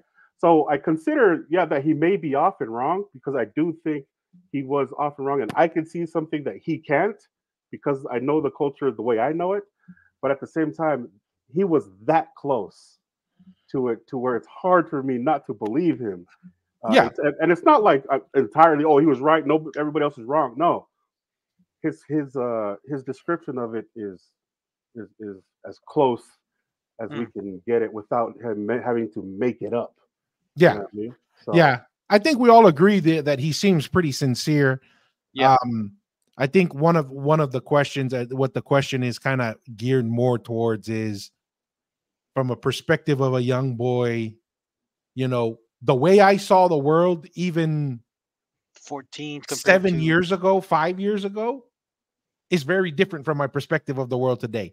If I were to experience the same experience today versus even 5 years ago, I would perceive it, and I would or approach that situation a little bit different.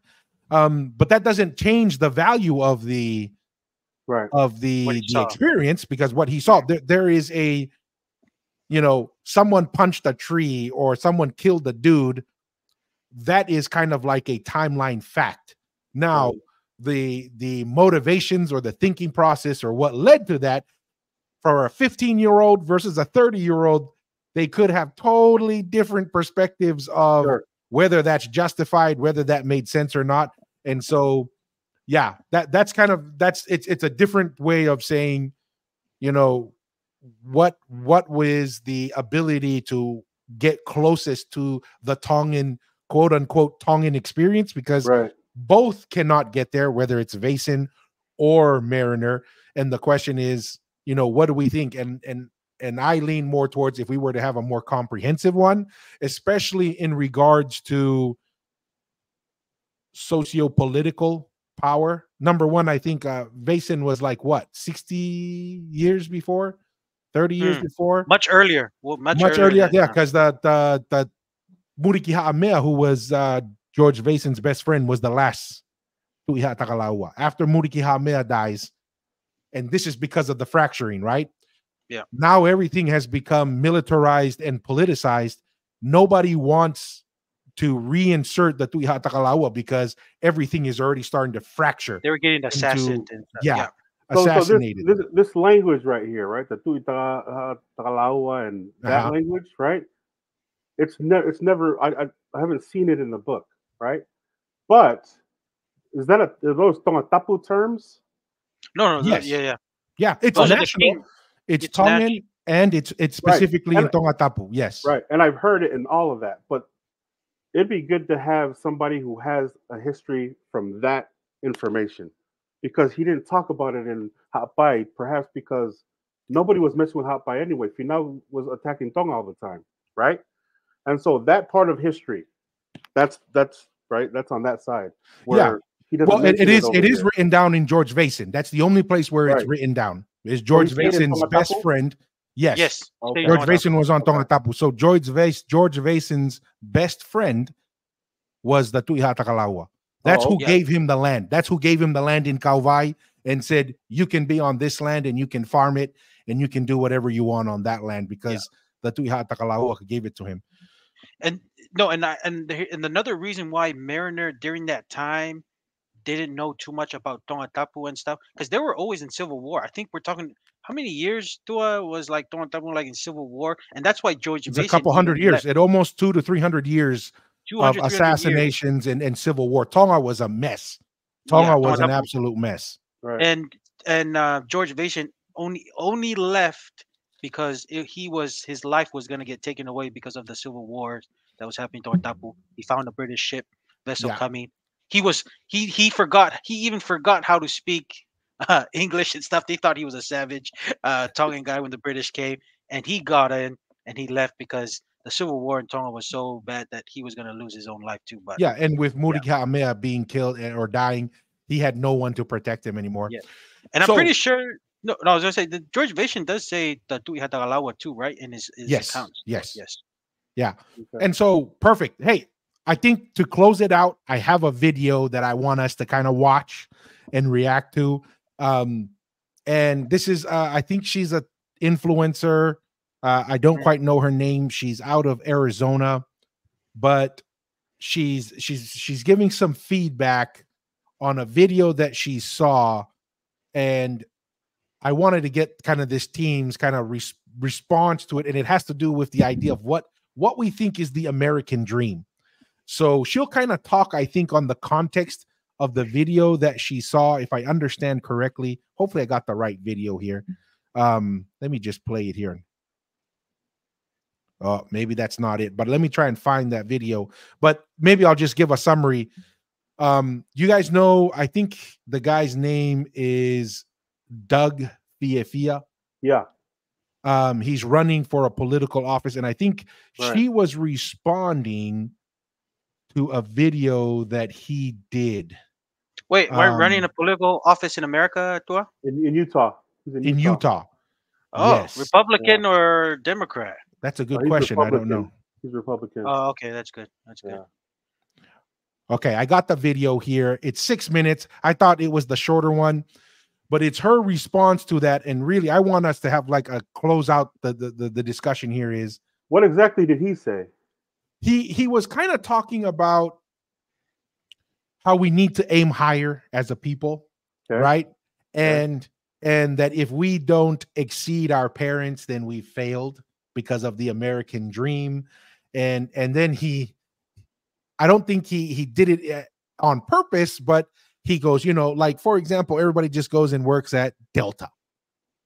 Right. Kind of giving the perception that working on Delta and building a career out at Delta is somehow not fulfilling the purpose of why our families came to America with that perspective, right? Because he's giving the idea of we need to be like excelling, and maybe we don't even have to watch the video, but that's the perception. And her response was, hey man, everybody's different, everybody has different goals.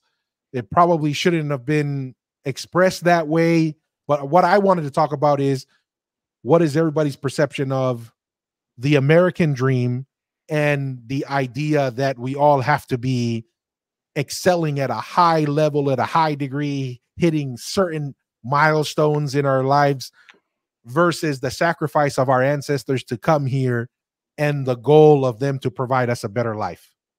What are the thoughts there from the group here? I think that I get what he means. Success, excel, succeed, right? And then delta. I get what he means. Levels of accomplishments, as long as we are ambitious enough to get there, right? Mm-hmm. So people are thinking, oh, what? He's talking about us, like we're losers or something. We're low class. We're whatever, right? But maybe he could have said, but if well, maybe he shouldn't have used delta first of all. Yeah, because that's a big group of people Yeah, right there. yeah, I know. yeah. But I know what he means. He means comfortable, right? Mm-hmm. So what do you want? Do you want to be comfortable or you want to be successful? And in his eyes, I think I don't know what the competition thing is all about because I understand that we want to be comfortable. As far as we're not trying to be rich, we're not trying to Mm, be, everything. Success is good and everything, but we just want to be comfortable. A lot of Mm-hmm. us. And so that's what I feel like as far as that. mm, Anybody with great ambitions, cool, go get it. mm. So I think he's talking to the ambitious business people or business minded, entrepreneurial minded people. Like, do you want to go up and excel and succeed, or you want to go to Delta? So he's talking about success, the success ladder of success, and I don't think he should have used Delta. And he's not talking about anybody at Delta, but he should have just said successful or unsuccessful.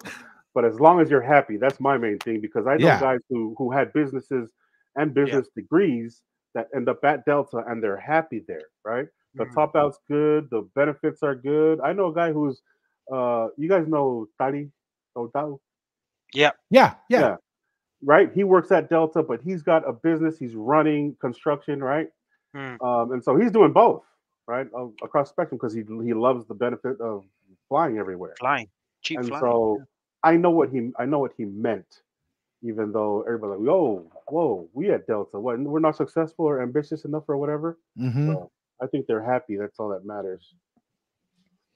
Interesting. Any Interesting. thoughts Who's there, this guy? Mashi? What's his name? Doug Fiafia. Yeah, Yes. yeah. Okay. He's part. I think well, to me, I would say to me most Polynesian. I don't know. There's a few who have talent, and once they recognize that talent, can go and do something great with it and business, whether it be a president or a doctor or whatever.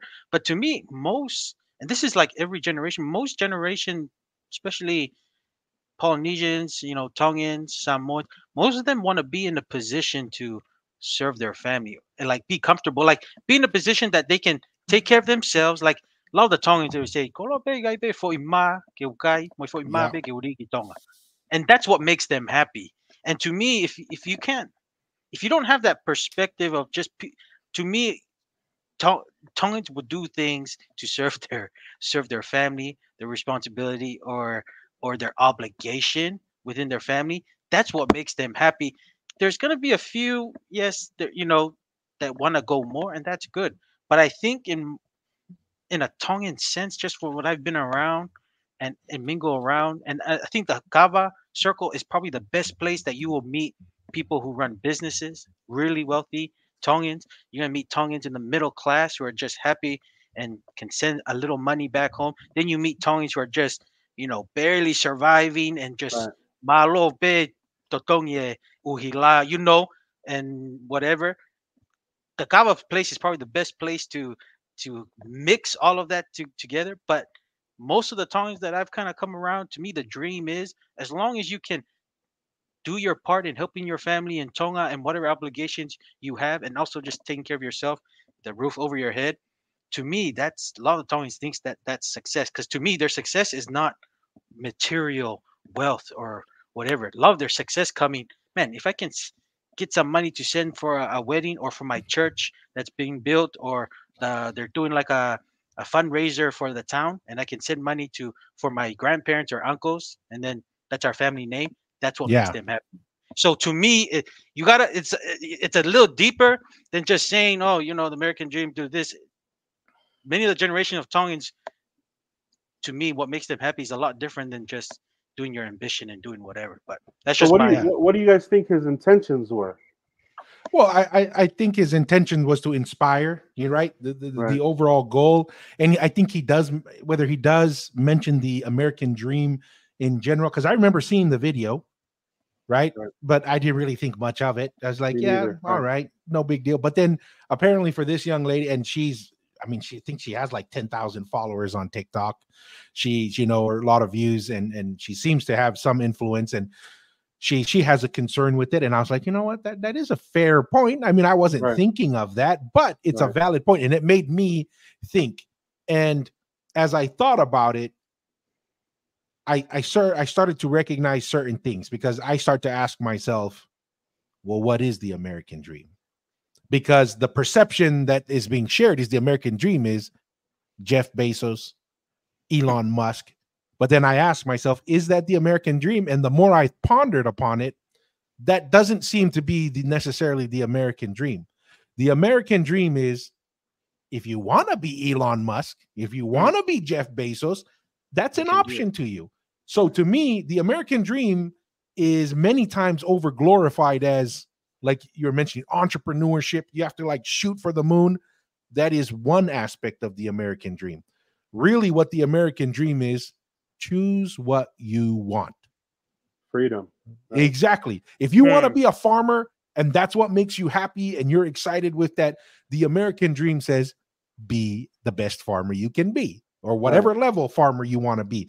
And so I understand why it's inspiring, but really, so what came to my mind is two things. Is that it doesn't seem to be a proper definition to just assume American dream means multi-billionaire. That's a false representation. Now, and I didn't think of that until I saw that video. It was like, we need to reevaluate what we think the American dream is, because up until I thought about it, I naturally thought American dream is billionaire. You're right, doing all these entrepreneurial stuff. But then as I think, I was like, no, that seems to be an invalid or incomplete, not say invalid, incomplete definition of the American dream. The other one is, how do we now reevaluate when we say our parents or ancestors made sacrifices to come here to America? Because I had an uncle, I was with him, and I was doing a project in California, so I was able to spend some time with him, and very successful construction. We're talking about multi-million-dollar operation that he's reached in his life, and he's had up and downs, right? And we were sitting there talking while he was just doing prepping some forms for a concrete pour he was going to have the next day. And he just was kind of recounting a story that, because his father was from Tonga and, brought him to the States.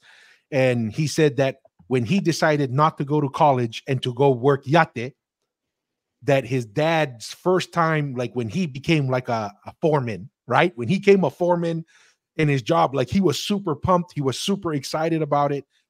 But when his dad came to visit, his dads were, right? And so I could tell when he was telling me that story, he was kind of hurt, right? And he was in a stage in his life that maybe he was having a doubt. I'm not saying he questioned his whole life, but the feeling I got having this conversation was, in that moment, he was like, man, did I make the wrong decision?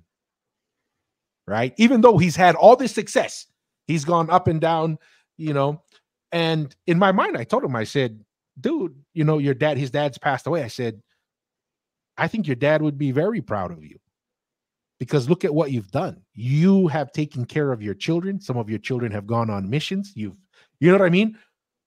The goal of, at least from a gospel perspective, the goal is to provide a safe environment for your children and your family, and to take care of them and to give them every opportunity, no, I'm going to reverse that. It's not even about giving every opportunity.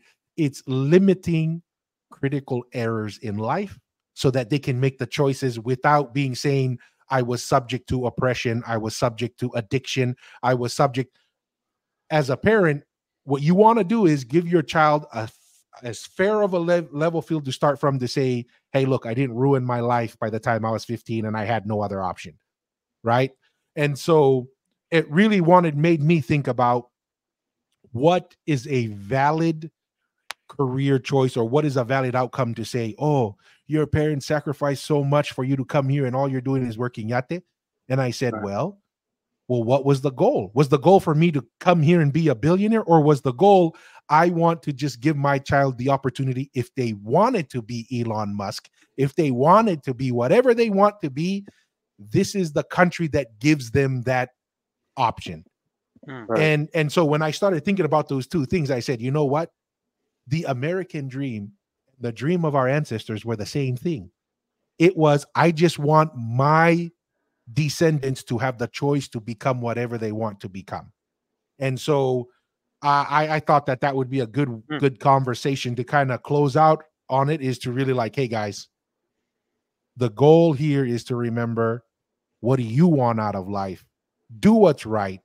Keep the Mm. options open for yourself and for your children that come after you. But any other additional thoughts on that? But I thought that would be, kind of a closing discussion we could have on that for Right. the Right. discussion today. Any additional thoughts? I think the last thing is the fact that the dad was worried about two different things, right?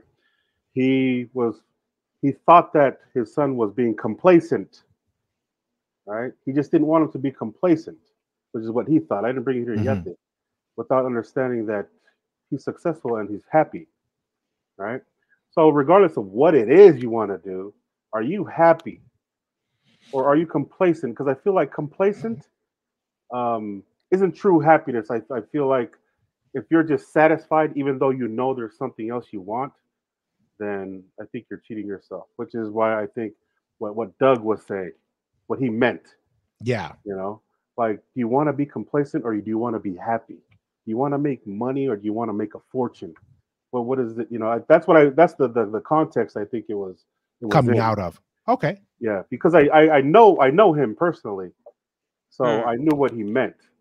So when the drama started coming up, it was like, well, I also get what she's saying too.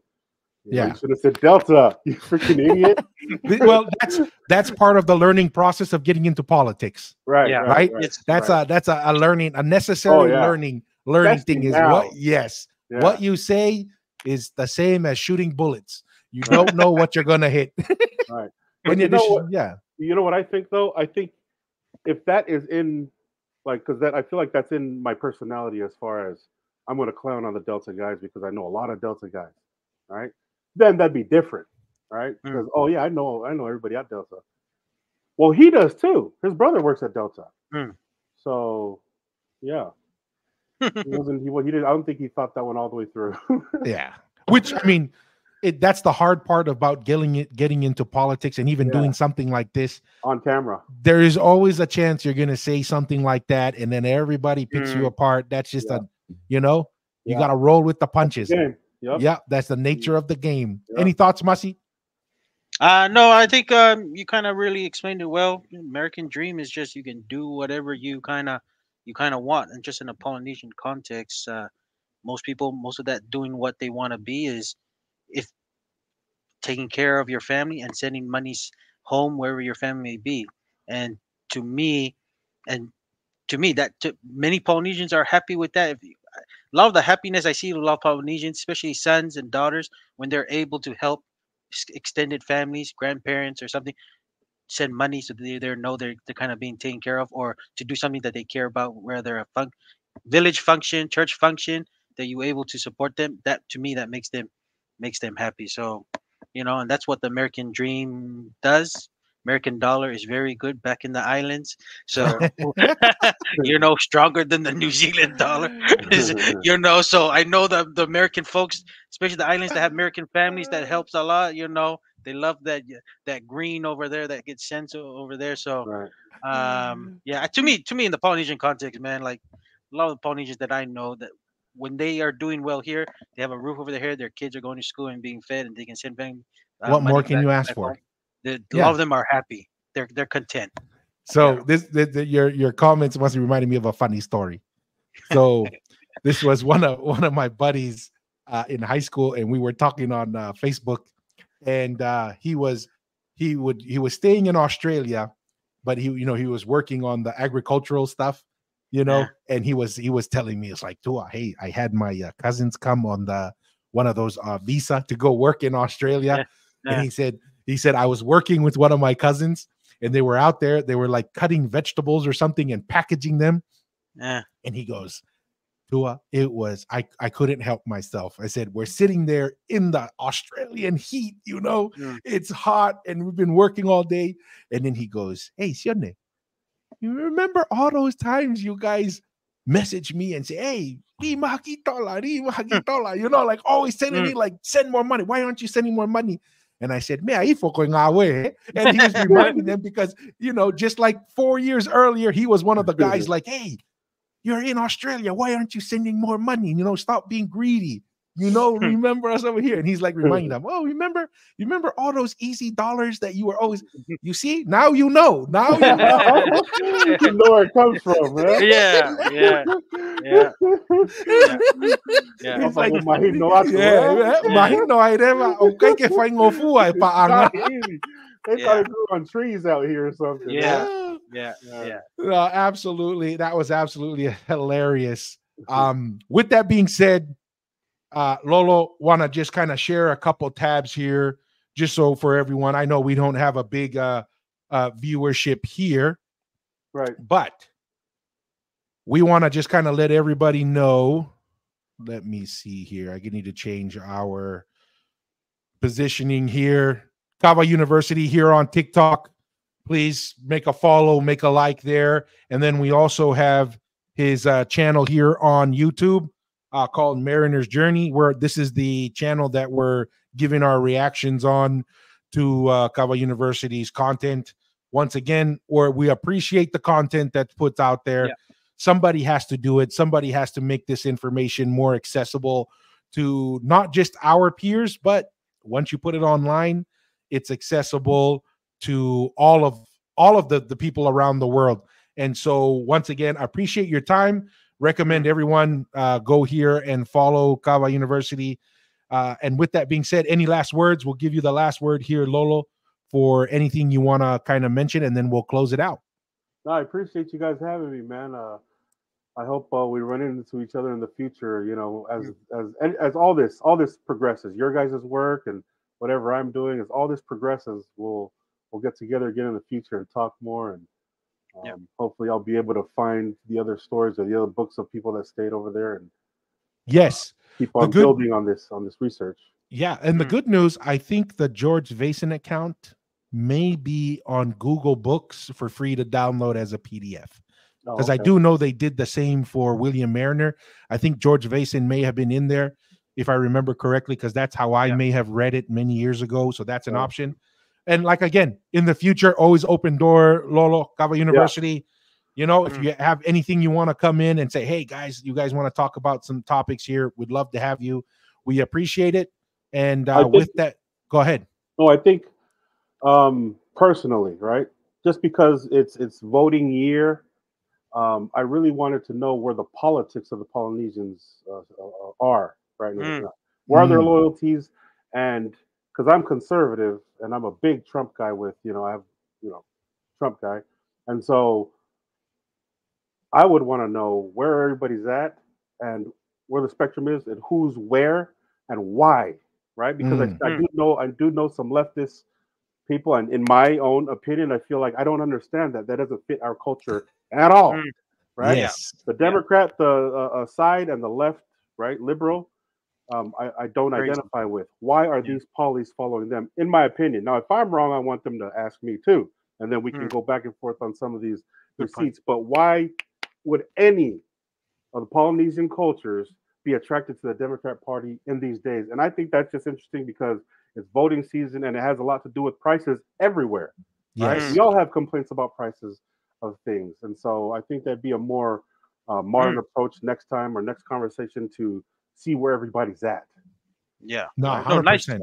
nice, Lolo. Because I think too, you did bring it up that it is voting year, and we're kind of talking in the background. We'll try to do something kind of leading up, especially with that first debate that's happening between Trump and Biden the end of this month. We'll do something like that. So yeah, thanks for Yeah. Maybe kind of maybe adding to with that. that being said, is maybe we'll have a reaction to the first debates, maybe have some clips we can Right. kind of sit, and maybe that's another opportunity for us to get together. Yeah. Lolo, if you're See. open to that, Yeah. and we can do that. So Absolutely. no, 100%. Let's we're gonna go ahead. We'll close out